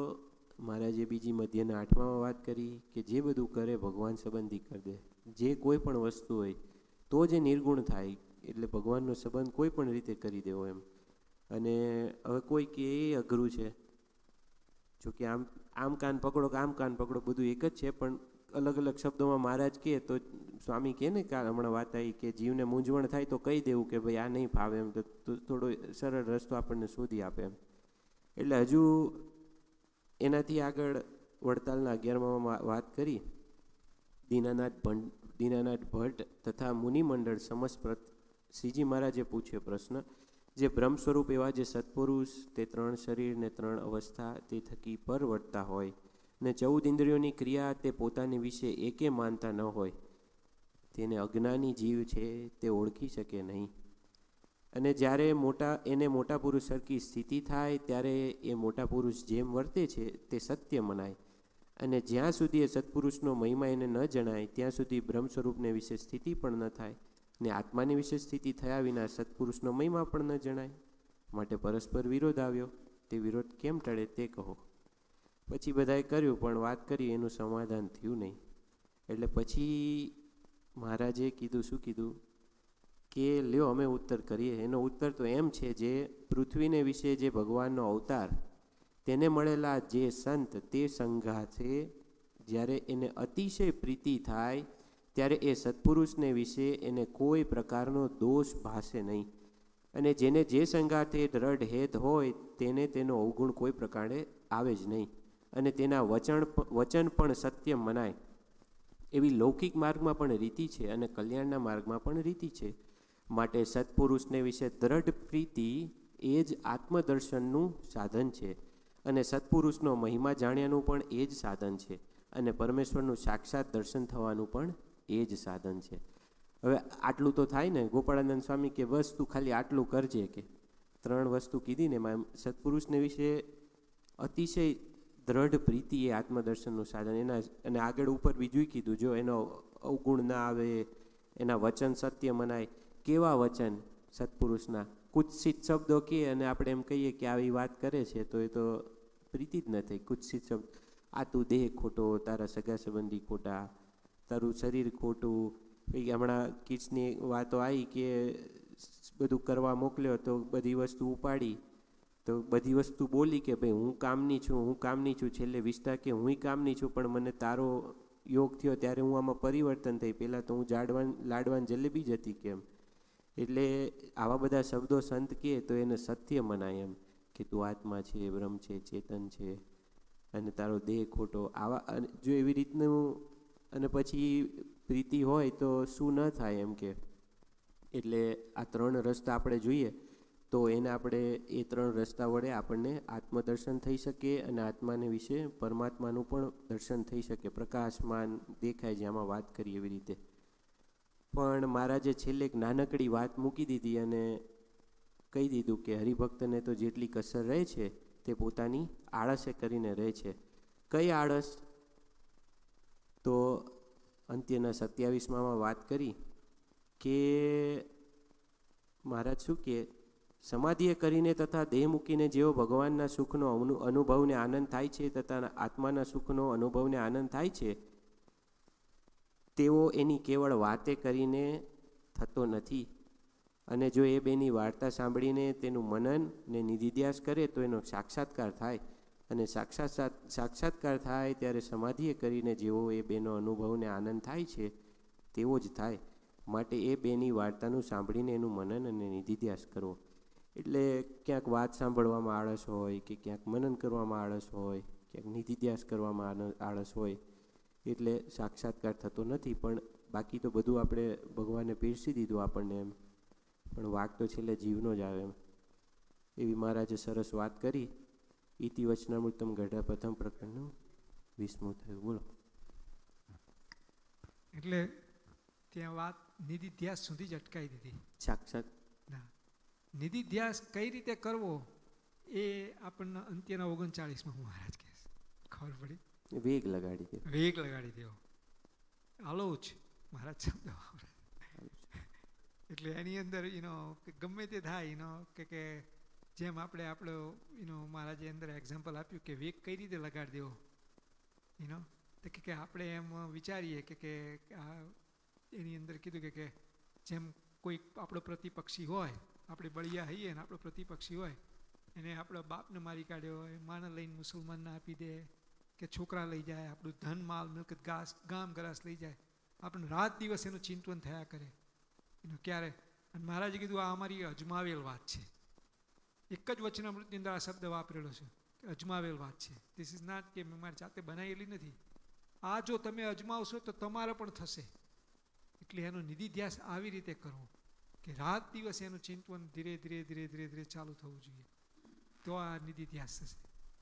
ત્યારે આપણને મહારાજ કહે કે તમને સાક્ષાત્કાર થશે. મનન કરવામાં જ આળસ થતી હોય. નવરા બેઠા હોય તો એવો વિચાર ના કરે કે હું આત્મા છું, મારા ભગવાન રહ્યા છે, તો વાત આગળ વધે. એટલે ધીરે ધીરે સત્સંગ કરતા કરતા એ ધીરે કે આપણે વિચારીએ તો 3 વર્ષ પહેલાં કે 5 વર્ષ પહેલાં આપણે જેટલી કથા વાર્તા કરતા હતા, જેટલું આપણામાં વેગ હતો એના કરતાં આપણને વધારે થવો જોઈએ એમ. અને હકીકત થાય એમ ધીરે ધીરે કરો તો. અને એવી રીતે ધીરે ધીરે ધીરે ધીરે કરતાં કરતાં કરતાં મહારાજે કીધું કે અંત્યના 34ના વચનામૃતમાં કે કયું વચનામૃત એની અંદર કીધું કે સારંગપુરના 11માં છેલ્લે તે કહે કે અમે તે એનો અંતકાળે પણ એનું એક જ આનું મનન નિધિધ્યાસ રહેશે તો ભગવાન કૃપા કરશે છેલ્લે. એવું મહારાજે અંત્યના 39ની અંદર છેલ્લા પેરેગ્રાફમાં કીધું કે આવી રીતનો જે અભ્યાસ કરશે તો ધીરે ધીરે છેલ્લે ભગવાન કૃપા કરે અને થઈ જાય. અને એક નાનકડી બીજી વાત એડ કરી દો. અંત્યનું 36મું મહારાજ કે શબ્દે કરીને આત્માને જે પામ્યો એવો તો અમે આજ સુધી દીઠો નથી. એટલે ધ્યાન ને ઉપાસના વગર આત્મા દેખવો એ તો અશક્ય વસ્તુ છે. એટલે ઘણા બધા મહારાજે આમાં વાતે કરી, થોડાક શબ્દોય કીધા કઠણ, પણ સામે રસ્તોય બતાવ્યો કેટલા બધા વચનામૃતમાં કે તમારે શું કરવું એમ. તો જો આપણને આ જ્યારે પણ કંઈ હોય ને આ વચનામૃત યાદ આવી જાય, કેમ કે સ્વામીને યાદ આવી ગયું મૂંઝવણ થઈને, એટલે આમ કરીને આમ ખોલ્યું ને પ્રથમનું 20મું આવ્યું તો આપણે 20મું આવ્યું એવું જ સમજીને. હા, એટલે એ જ હું કહેવા જતો હતો. સ્વામી આપણને કહેવા જતો.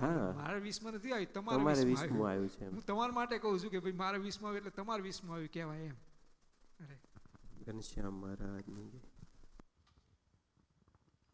ઘનશ્યામ મહારાજની જય. સરસ વચનામૃત હતું. મોટા સ્વામી કે પછી નહીં મળે લઈ લે લાભ મૂરખ, મોતી સરીખો કણ ઘંટીમાં કાં દળે. શાસ્ત્રી સ્વામીએ કથામાં વાત કરી હતી. રાજા હતો અને મૂરખ ભાઈબંધ હતો, અને મૂરખ રાજા જોડે ભાઈબંધી રાખતો હતો. એક દિવસ રાજાએ સોનાની લાકડી મૂરખને આપી. મૂરખ કે આને શું કરવાનું કહે છે? રાજા કે તારા જો કોઈ મૂરખને આપજે ને કહે છે એમ. મૂરખ તો લાકડી લઈને ગયો ઘરે. સમય જતાં રાજા માદો પડ્યો અને મૂરખને યાદ કરે, પણ મૂરખ જાય જ નહીં. અંત સમય આવ્યો અને બોલાવે કે ભાઈ તું આય, પણ મૂરખ જાય નહીં. છેલ્લા દાડે ગયો. મૂરખ મહારાજ રાજા પાસે ગયો ને કહે કે કેમ રાજાજી મજામાં? તો કે હું તો કેદાર તને યાદ કરું, તું આવતો નહીં કહે છે એમ. તો કે શું થયું? તો કે હું તો ઉપડ્યો કહે છે એમ. તો કે ક્યાં? તો કે આઈ ડોન્ટ નો.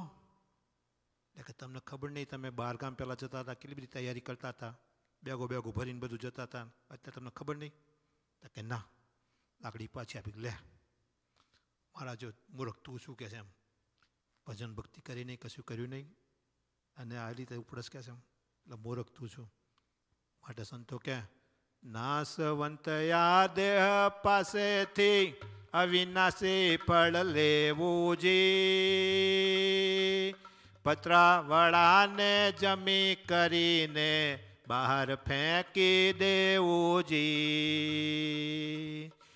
ભવસાગરમાં ભક્તિ હરિની ઉગરવાનો આરોજી. એ વિના ઉપાધિ બીજી વેઠ કરીને તારોજી. સપનાની સમૃદ્ધિ સર્વે સપના સાથે જાશે જી. જાગ્યા પછી કાંઈ મળે નહીં એક વસ્તુ પાસે જી. જન્મ્યા પહેલા જગતનો તો મોવા પાછળ નથી જી. વચમાં વળગ્યું જૂઠા જેવું કવિ કહે છે કથીજી. માયાનો પ્રપંચ રચ્યો છે ખેલખલકનો ખોટો જી. દાસ નારાયણ હરિ ભજીને હરિ સમીપે જઈએ જી. માટે વાલા ભક્તો ભગવાન ભજી છેલ્લો જન્મ કરી લાવો. આપના સંદીપ કુમાર એક ભજન કરાવશે.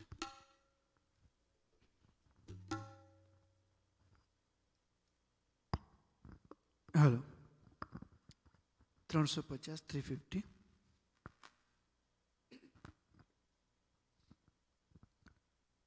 લટકાળો લટકંતો રે આવે. લટકાળો લટકંતો રે આવે. હે વાલો મોહન મોરલી વાતો રે વાલો. મોહન મોરલી વાતો રે. લટકાળો લટકંતો રે આવે. લટકાળો લટકંતો રે આવે. સખાને સંગે અતિ ઉછરંગે. સખાને સંગે અતિ ઉસરંગે. હે વાલો ગીત મધુરા ગાતો રે વાલો. ગીત મધુરા ગાતો રે. લટકાળો હા લટકાળો લટકંતો રે આવે. લટકાળો લટકંતો રે આવે. કેસરીએ વાગે કસુંબલ પાગે. કેસરીએ વાગે કસુંબલ પાગે. હે વાલો કેસર રંગમાં રાતો રે વાલો. કેસર રંગમાં રાતો રે. લટકાળો લટકંતો રે આવે. લટકાળો લટકંતો રે આવે. ફૂલડાના તોરા ગજરાની ટોપી. ફૂલડાના તોરા ગજરાની ટોપી. હે વાલો ફૂલડાને હારે ફૂલાતો રે વાલો. ફૂલડાના હારે ફૂલાતો રે. લટકાળો હા લટકાળો લટકંતો રે આવે. લટકાળો લટકંતો રે આવે. નિષ્કુળાનંદનો સ્વામી સાંભળ્યો. નિષ્કુળાનંદનો સ્વામી સાંભળ્યો. હે વાલો આવે અમીરસ પાતો રે વાલો. આવે અમીરસ પાતો રે. લટકાળો લટકંતો રે આવે. લટકાળો લટકંતો રે આવે. હે વાલો મોહન મોરલી વાતો રે વાલો. મોહન મોરલી વાતો રે. વાલો ગીત મધુરા ગાતો રે વાલો. ગીત મધુરા ગાતો રે. વાલો કેસર રંગ માં રાતો રાતો રે વાલો કેસર રંગ મારાતો રે વાલો ફૂલને હારે ફૂલાતો રે વાલો ફૂલોના હારે ફૂલાતો રે આવે અમી રસ પાતો રે વાલો આવે અમી રસ પાતો રે વાલો લટકાડો લટકંતો રે આવે લટકાળો લટકંતો રે આવે હા લટકાડો હા લટકાડો હો લટકાડો લટકંતો રે આવે ઘનશ્યામ મહારાજની જય. મહારાજે વચનમાં વાત કરી કે આપણે ધૂન ભજન કથા વાર્તા કરીએ એમાં જો ભગવાનની મૂર્તિની સ્મૃતિ ના રહે તો ગાયું એ ના ગાયા બરાબર છે. અને પ્રથમના 23માં શું વાત કરી કે આપણે એક જગ્યાએ ઘડો પાણી ઢોળી આવીએ, પછી 2-3 દિવસ સુધી ઢોળવા ના જઈએ અને પછી 2-3 દિવસ ફરીથી જોઈએ તો મહારાજ કે આગલા દિવસનું જળ આગલા દિવસ સુકાઈ જાય, પાછલા દિવસનું જળ પાછલા દિવસ સુકાઈ જાય. પણ નાની એવી પાણીની એક ખંચેર વહેતી હોય તો કે સ્વામી કે મહારાજ કે પાણીનો મોટો ધરો ભરાઈ જાય. એમ આપણે ખાતા પીતા હાલતા ચાલતા દરેક ક્રિયામાં ભગવાનની સ્મૃતિ રાખવી. મોટા સ્વામી વાત કરી કે ભગત હતા, પરદેશ પૈસા કમાવા જવું, સ્વામી પાસે ભુજમાં આવ્યા કે સ્વામી રજા આપો તો આફ્રિકા પૈસા કમાવા જઈએ. એમ સંતે ના પાડી કે ભાઈ અત્યારે દેશકાળ ખરાબ છે, ના જાવ તો સારું. તો કે સ્વામી ટિકિટ લઈ લીધી, બધું તૈયાર છે અને ત્યાં પૈસા સારા છે. સ્વામી કે જાઓ તાર બીજું શું કરીએ. અને કહેવાય છે કે મધદરીએ સ્ટીમરમાં જતા હશે તે પહેલાં એ સમયમાં બહુ વાર લાગતી હતી અને સ્ટીમરમાંથી ચોર લોકોએ તોડી અને સ્ટીમરના કપ્તાને કીધું કે બધા હોવાની વસ્તુ લઈ નીકળી જાઓ. અને કહેવાય છે કે આ ભગતે એને પાણીમાં અઠવાડિયા સુધી રહ્યા, માંડ હેલિકોપ્ટર આવ્યા અને લઈ ગયા અને પાછા ઘરે આવ્યા અને પછી સ્વામીને મળવા ગયા. સ્વામી કહે હવે કેમ કરશું? તો કે તો હમ ખાઈ લીધા, હવે તો કોઈ દિવસ પરદેશ જવું નહીં. 1-2 વર્ષ થયા ને પછી ફરીથી સ્વામીને પૂછ્યા કે સ્વામી આફ્રિકા જવું છે. સ્વામી કે શું વાત કરશો ભગત, તમે પહેલાં તો ના પાડતા હતા ને? તા કે આ પણ સ્વામી કે દર વખતે એવું ના થાય કે છે એમ. આ સ્વામી કે ભલે કે એમ કે આ જીવનો જો માળ મનાઈ જાય તો કે છે ઘડી એને ખબર પડી જાય તો એ કર્યા વગર છોડે નહીં. એમાં આપણને જો માલ મળી જાય ભગવાનમાં, આપણે એક ક્ષણ પણ ભગવાનને ભૂલશું નહીં. હવે આપણે મોટા સ્વામી બધા શાસ્ત્રો લખ્યા છે, એની કથા વાર્તા આપણને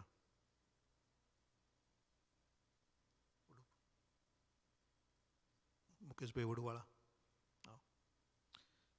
સ્વામીએ બધી ધ્યાન પ્રકાશ, શ્રી ઉપદેશામૃત, સ્વામીની વાતો ભાગ 1 થી 4 આ બધા શાસ્ત્રો મોટી ઉંમરે લખ્યા કે કેમે કેના બધા હરિભક્તો મહાદી મૂર્તિનું સુખ લે.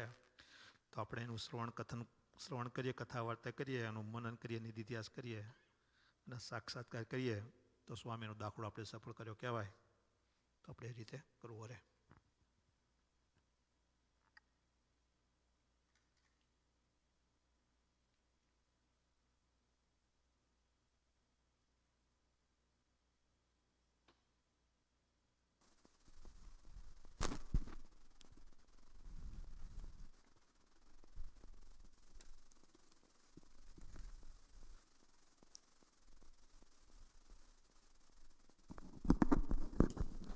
ઘનશ્યામ મહારાજની. આમ ભગવાન રૂપી નાણું જેણે આપ્યું છે તે જગતના બાદશાહ કરતાં પણ વધુ સુખી છે. આપણને બધાને આ નાણું મળ્યું છે પણ હજુ આપણને તેની કિંમત જણાતી નથી. આવો પણ મનાતું નથી અને ઉદાસ રહ્યા કરીએ છીએ એ જગતના નાણાંમાં લોભાઈ જઈએ છીએ. તેટલી આપણામાં કસર છે. ભગવાનની મૂર્તિ તે જ સાચું નાણું છે. ભગવાન સિવાય આ લોકમાં કોઈ સુખદાયી નથી. ભગવાન કહે છે કે અમારા હૃદય સામું જોઈએ છે તો આ લોકની કંઈ પણ વાસણા અમારે છે જ નહીં. અને મોટા સંતો તથા સાંખ્યોગી ભાઈઓના હૃદયમાં તપાસી જોયું તો તેમ છે જરા જગતની કોરનો લોચો જણાયો. જેમ બેંકવાળા કે મુનિ નાણાંની લેણદેણ કરે છે પણ જાણે એ મારું કાંઈ નથી, એમ આ જગતમાં સગા સંબંધી, સ્ત્રી, ધન છે તે આપણા કાંઈ જ નથી એમ માનવું. જ્યારે આ દેહ છૂટે છે ત્યારે કંઈ કામ કે સાથે આવતા નથી. જો તેમનામાં વાસના રાખીશું તો ફરીથી 84 લાખના ફેરામાં ભટકવું પડશે. જો તેમની વાસના છોડી ભગવાનમાં વાસના રાખીને દેહ છોડીશું તો ભગવાન ધામનું સુખ, અખંડ સુખ પામશું. વાસના ટાળી છે છતાં રખેને વાસના રહી ગઈ તો કોઈ રહી હોય તો અને તેમ બંધનમાં મૂકે તેમ ચેતતા રહેવું. અધડક ગણી અબગણિત મરવાની તૈયારી રાખવી. એટલે કે બધામાંથી વૈરાગ્ય પામી ભગવાનમાં જોડાયેલું રહેવું. પરીક્ષિત રાજાને 7 દિવસમાં મરવાનું નક્કી હતું, તો તેમને 7 દિવસ સુધી ભગવાનની કથા સાંભળવામાં ચિત્તને જોડી દીધું. માયાનો સંબંધ તોડી નાખ્યો. મોત સહર્ષ સ્વીકારી લીધું. તેમ ધ્યાન ભજનમાં ચિત્ત જોડી દેવું. આ વંચનામૃતની 3 વાતોનું અનુસંધાન આપણે રાખવાનું છે અને ભગવાનને પોતાનું મિસ લઈને આપણા માટે વાત કરી છે. તે બરાબર સમજી આપણો મોક્ષ કેમ થાય તેમ ઉપાય કરી લેવો. અને ગઢા અંતરના 31મા વચનામૃતમાં આ પ્રમાણે પ્રત્યક્ષ ભગવાનનું સ્વરૂપ અને અક્ષરધામનું સ્વરૂપ એમાં રોમ માત્રનો ફેર નથી એમ સમજી ભગવાનની મૂર્તિનું ધ્યાન કરવાની રીત. ગઢપુરના અંત્યમાં 31મા વચનામૃતમાં વાત કરી કે ભગવાનના સ્વરૂપમાં ધ્યાન કરનારાને પ્રત્યક્ષ સ્વરૂપ અને અક્ષરધામના સ્વરૂપમાં સરખામણું સમજાવવા વિશે વાત કરી. મૂર્તિને પ્રતિલોમપણે જોવાની યુક્તિ સમજાવી અને આ મૂર્તિને એમ અક્ષરધામની મૂર્તિમાં ફેર નથી તેમ સમજવું. સંતો ત્યારે નીચેનું કીર્તનમાં ગાતા હતા. ભક્ત કવિ સુરદાસજીનું આ કીર્તન છે. એક હરી મેરે હાલ કી લકરી હાલર કી લડકી. એમ ભક્ત કવિ સુરદાસનું આ કીર્તન છે. એક હાલરમાં નામનું પક્ષી છે. તે જન્મ થતાં જ એક સડે તેના પગમાં પકડી લે છે અને તેને કવિ અહીં લકરી કહી છે. તે સડીને જાગતા સૂતા અને જીવનમાં અનંત સુધી પકડી રાખે છે. એમ આપણને ભગવાનના સ્વરૂપને નામને આપણા જીવનમાં સાથે આવું તો બાંધી દીધું છે કે શેઠ દેહ છૂટે ત્યાં સુધી પણ નામ ન છૂટે. મન કર્મ વચનથી ઉરે આ હરિના નામ સ્વરૂપને ઢળ કરી લેવું. જાગ્રત અવસ્થા, સ્વપ્ન અવસ્થા તથા સુષુપ્તિ અવસ્થામાં સ્વામિનારાયણ એમ અખંડ રટના લગાવી જોઈએ. 3 દેહ અવસ્થા કુંડની પણ આત્મરૂપે થઈ પ્રતિમન લોકને પણ ભગવાનનું ધ્યાન કરવાનું કહ્યું છે. તે અતિ ઉત્તમ છે અને ધ્યાન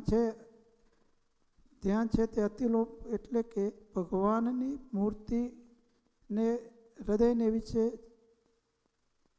ચિત્ત જાવી. અને હનુમાનજીએ એ રામચંદ્રની મૂર્તિ પોતાની સાથેને વિશે બતાવી અને તે ભગવાનની મૂર્તિ ધરાવી. તેમ આપ ધારતા જ્યારે પંચભૂતનું પ્રધાનપણું મટીને વૃત્તિ નિર્ગુણ થઈ જાય ત્યારે મૂર્તિ અતિશય પ્રકાશ યુક્ત જણાય છે. વડતાલમું 8મું અને ભગવાનના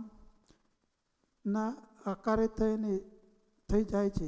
જો એની અંદર જે કીધું ને કે હનુમાનજીએ જ્યારે પોતાની છાતી ચીરી અને અંદર ભગવાન બતાડ્યા રાઈટ પોતાના, તો એની અંદર સ્વામી ગોપાળાનંદ સ્વામીએ બહુ સરસ એક એક્ઝામ્પલ આપ્યું છે કે કઈ રીતે આપણે સવારમાં ઉઠીને આપણે ભગવાનની પૂજા કરવા બેસીએ રાઈટ. હવે જ્યારે તમારે તિલક કરવું હોય તે વખતે તિલક કરો તે વખતે તમે કઈ જગ્યાએ જુઓ? દર્પણમાં, અરીસામાં જુઓ રાઈટ. હવે ચાંદલો અરીસાન કરો તમે ક્યાં? તો પછી જોવો છો તો અરીસામાં અને ચાંદલો કઈ જગ્યાએ કરો છો? કપાળે. કઈ રીત થાય? જોવાનું સામે અને કરવાનું પાછળ. ખબર પડી? આમ વૃત્તિ બહાર જાય છે અરીસામાં અને પછી પાછી વળે છે કે મારો ખબર પડી? એમ પ્રતિલોમપણે આપણે જોવાનું સામે પણ પછી વૃત્તિ પાછી વળે અને ભગવાન આપણા આત્માની અંદર, આપણા હૃદયની અંદર એવી રીતે જોવાના. ખબર પડી? એને પ્રતિલોમ કહેવાય. કારણ કે આ એવી રીતે સરસ એક્ઝામ્પલ આપ્યું છે. અને એ આત્મા છે કેટલો છે નાનો એવો, પણ શરીરમાં કઈ જગ્યાએ છે? આખા શરીરની અંદર વ્યાપીને રહેલો છે. તો એવી રીતે મહારાજને વ્યાપેલા જોવાના, આત્માની અંદર, શરીરમાં નહીં, આત્માની અંદર જોવાના. એનો પ્રતિલોમ ધ્યાન એવી રીતે સરસ ઇઝીલી શીખવાડ્યું છે કે આની અંદર જ્યાં સુધી આપણે ડિસ્કસ ના કરીએ ત્યાં સુધી આપણે એમ ઉપરથી બધું જતું રહે. પણ દરરોજ આપણે એવી રીતે કરતા આવીએ છીએ. ચાંદલો કરતી વખતે તે કામ કરીએ, પછી માથું ઓળતી વખતે ઓછું કે આપણે આ મિરરને માથું ઓળવા માંડી પડીએ. મિરર તો ઇઝ જસ્ટ ધેર ટુ પાછી વૃત્તિ પાછી તરત વાળીએ છીએ. એટલે આપણને ખબર છે કઈ રીતે પાછી વાળવાની, પણ આની અંદર અભ્યાસ નથી કરતા. દરરોજ રેગ્યુલર અભ્યાસ તો કરતા આવીએ, પણ આની અંદર અભ્યાસ નહીં કરતા આપણે. ખબર પડી? કેટલી વખત આપણે એવી રીતે અભ્યાસ કર્યો કે ભાઈ આવી રીતે છે મહારાજ, આવી રીતે છે મહારાજ.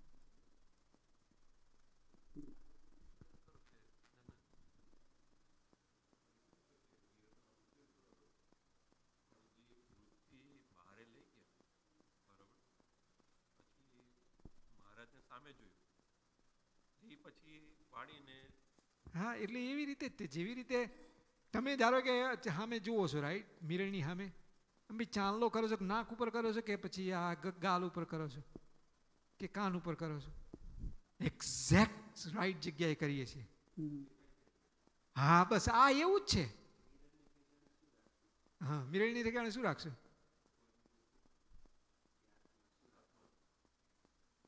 એવું લખ્યું છે ખરું, મને યાદ નથી બહુ એક્ઝેક્ટલી.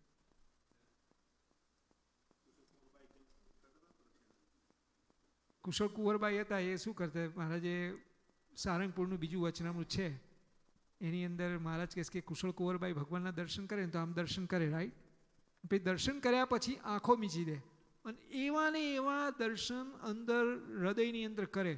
એવા ને એવા હાર પહેર્યા હોય મહારાજે, એવા ને એવા હાથ હોય, હાથની અંદર કરચલી હોય, એવું ને એવું જોયા કરે. આવી રીતે કરતાં કરતાં કરતાં એમને એવી રીતે મૂર્તિ દ્રઢ થઈ ગઈ એમ. પણ પેલા શું કે મહારાજે એની અંદર આપણે દર્શન કરીએ કેવા કરીએ? ખિસકોલીને જેમ. કારણ કે દર્શન કરીએ અને વત્તા કોઈક બોલ્યું, કાંઈક છોકરું કંઈક ખખડાયું તો તરત એને ભગવાનને મૂકીને એના દર્શન કરીએ. અને મહારાજ તો કહે કે અમને તો એટલી બધી દાત ચડે કે એના ઉપર તાડન કરીએ. પણ શું કરીએ? સાધુ સ્વભાવ છે, અમે સાધુ છીએ એટલે અમે ના કરીએ. તાડન ભગવાનને એમ થાય કે હું ઊભો થઈને લાફો મારું, એવું મહારાજ એમ કહે છે. અત્યારે મહારાજે એની અંદર એક્ઝામ્પલ આપીને આની અંદર કે નીચમાં નીચ ન, અજ્ઞાનીમાં અગ્નિમાં, એની અંદર તો તાડન શબ્દ વાપરે. મહારાજ કે અમારે તાડન કરવાનું મન થાય, પણ કે અમે સાધુ છીએ, શું કરીએ? અને આપણને ખરેખર આપણે થથરી જવું જોઈએ કે આહા, આવા પુરુષોત્તમ નારાયણ, એના દર્શન મૂકીને આ હોકા જેવા માણસ આમ મેં જોયું, અરે મેં શું કર્યું? આપણે ધારો કે મહારાજે મધ્યના અંત્યના બીજામાં શું કીધું કે આપણે આપણી મા, બેન, દીકરીને ઉઘાડી જોઈ જઈએ તો આપણને દાસ થાય કે ના થાય? દાસ થાય. એમ ભગવાનને મૂકીને બીજું દર્શન કરવા તમે જાઓ છો ને તે વખતે તમને દાસ થવી જોઈએ. અને જો એવી દાસ તમને નહીં થાય મહારાજ કે, તો તમારા હૃદયમાં સત્સંગ મુખ્ય નહીં રહે. તમે ધીરે ધીરે સત્સંગમાંથી પડી જશો. એટલે સત્સંગમાં જ પડી જશો એનો એવું નહીં કે સત્સંગમાં નથી આવતા. સત્સંગમાં આવો કે ના આવો ડઝન્ટ મેક ડિફરન્સ, પણ તમારા હૃદયમાં જે આનંદ અને શાંતિ હોવી જોઈએ એવી નહીં રહે. મોટા માયાને તાળવાની જ વાત છે, રાઈટ? હા, અંદરનો આ ફાઇટ અંદરની છે, બહારની ફાઇટ છે જ નહીં. આ વસ્તુ આખી અંદરની છે. Individual person is responsible for their own actions. એમાં કે હું કહું કે બીજા કોઈ કે it's not, it doesn't matter. જઈશું ને બોલ.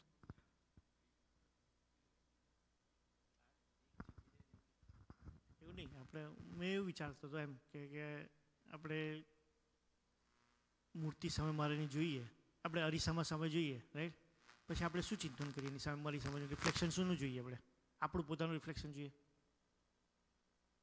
Vote we look at the mirror, what we look back, કે મારું કપાળ ક્યાં છે, મારું આંગળી કેમ કપાળ સુધી જાય છે કે નહીં, એમ આપણે એ રીતે લુક બેક કરીએ છીએ ને.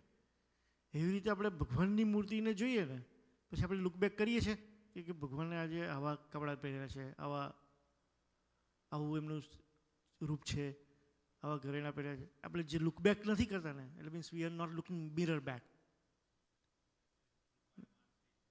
એટલે આપણે જ્યારે આંખો બંધ કરીએ તો કોઈ દિવસ આપણને જે ખાલી એક જ વાર તમે 1 સેકન્ડ માટે આપણે અત્યારે જુઓ અને અત્યારે આંખ બંધ કરો તરત આપણને મૂર્તિ કેવી દેખાય છે, આપણે લુકબેક થાય છે. પેલા મિરરમાં તો આપણે જોઈને તરત આપણે લુકબેક કરીએ છીએ ને. એટલે એવી રીતે જેમ લુકબેક કરવાનું એમ. આપણે કે આપણે મૂર્તિ જોઈએ તો આંખો બંધ કરીએ તો આપણે એ જે લુકબેક આવ્યું તે આવે છે એમ. એટલે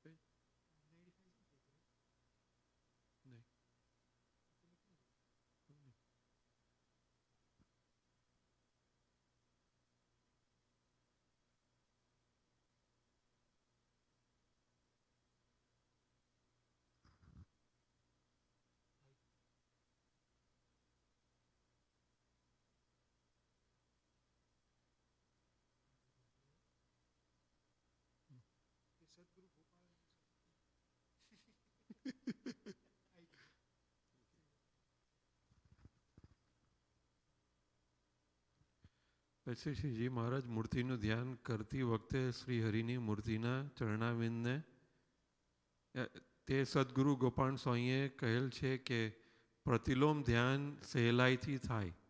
તેની સમજ આ પ્રમાણે છે. આપણું લલાટ કપાળમાં કાચમાં દર્પણમાં જોઈએ છીએ તે દર્પણમાં જેવું તે અનુલોમ જાણવું.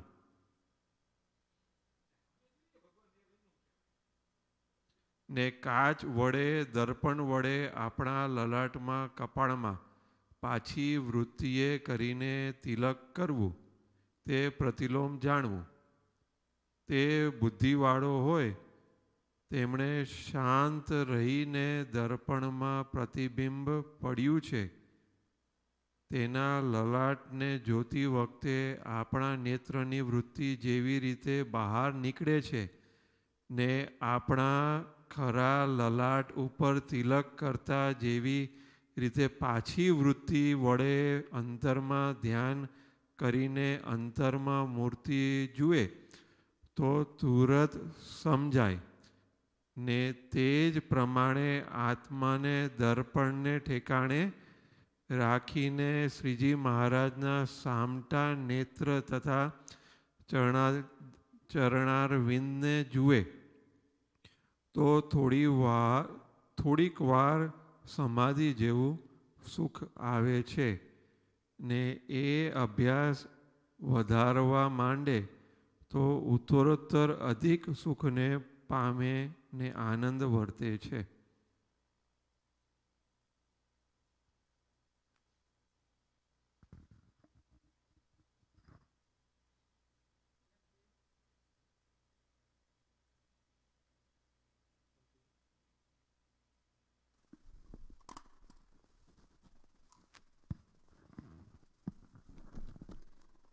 જેમ દેવની સેવા દેવ જેવા પવિત્ર થઈ કરે ત્યારે દેવ તેની પૂજા સ્વીકાર કરે છે, તેમ પરમેશ્વરને વિશે વૃત્તિ રાખતો હોય તેને પણ સાંખ્યશાસ્ત્રની રીતે સ્થૂળ સૂક્ષ્મ અને કારણથી નોખો પોતાનું સ્વરૂપ એટલે આત્મારૂપ જાણીને પરમેશ્વરના સ્વરૂપને વિશે વૃત્તિ રાખવી. પછી એમ વિશે વૃત્તિ રાખતા જ્યારે એ વૃત્તિ ભગવાનના સ્વરૂપમાં લીન થઈ જાય એ ધ્યાનના કરનારા યોગીની નિંદા કહી છે. પણ સુપસ્થિતિમાં લીન થવું એવી જે યોગની નિંદા હોય નહીં. વચનામૃત વડતાલના ચોથા મુજબ પતંગની માફક મૂર્તિને ઉપર નીચે કરવી તેમ ધ્યાન કરતા હોય તેને દેખાય. આવી કલ્પના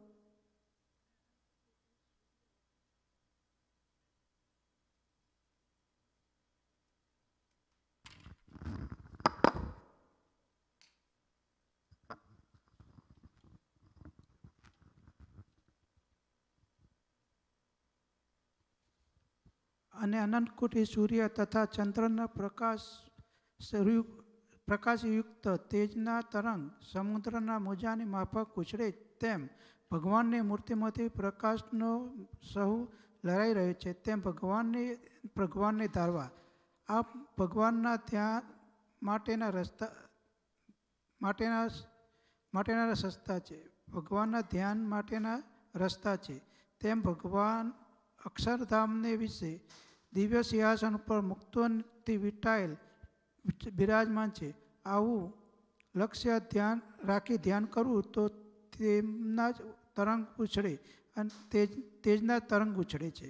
અને તે તેજના સમુદ્રમાં મોજામાંનો નાહી રહ્યો છું તેમ તેજમાં મહારાજ હાથ હલાવતા હોય આગળ આવતા કલ્પવા ભગવાનનું ધ્યાન સ્વાંગ ઉપર સલીન કરવું, ભગવાનના લીલા ચરિત્રોમાં મનને ગૂંચવી લેવું, સ્વાંગમાં વિક્ષેપ જણાય તો ઉપાંગ તેમાં વિક્ષેપ જણાય તો સપાસદ તેમાં વિક્ષેપ જણાય તો સલીન ધ્યાન કરવું. પછી આવા સ્વાંગથી ચાલુ કરવું. આમ મનને નવરું ન મેળવું. આમ જન્મ કે 100 જન્મે આ વાત સમજજો. કરો પણ આ કર્યા વગર મોક્ષ થશે નહીં, ધામમાં જઈ શકાશે નહીં. એટલે બધી સુગમતા છે તો આળસ પ્રમાણ છોડી ભગવાનનું ધ્યાન કરી સહેલો જન્મ કરી લેવો. ઘનશ્યામ મહારાજની જય.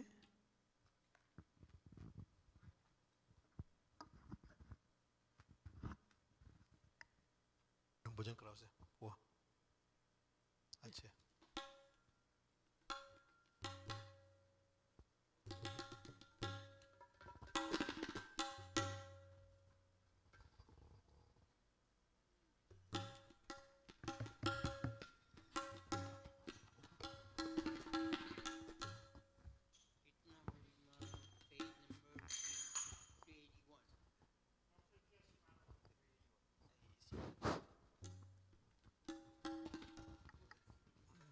Is on.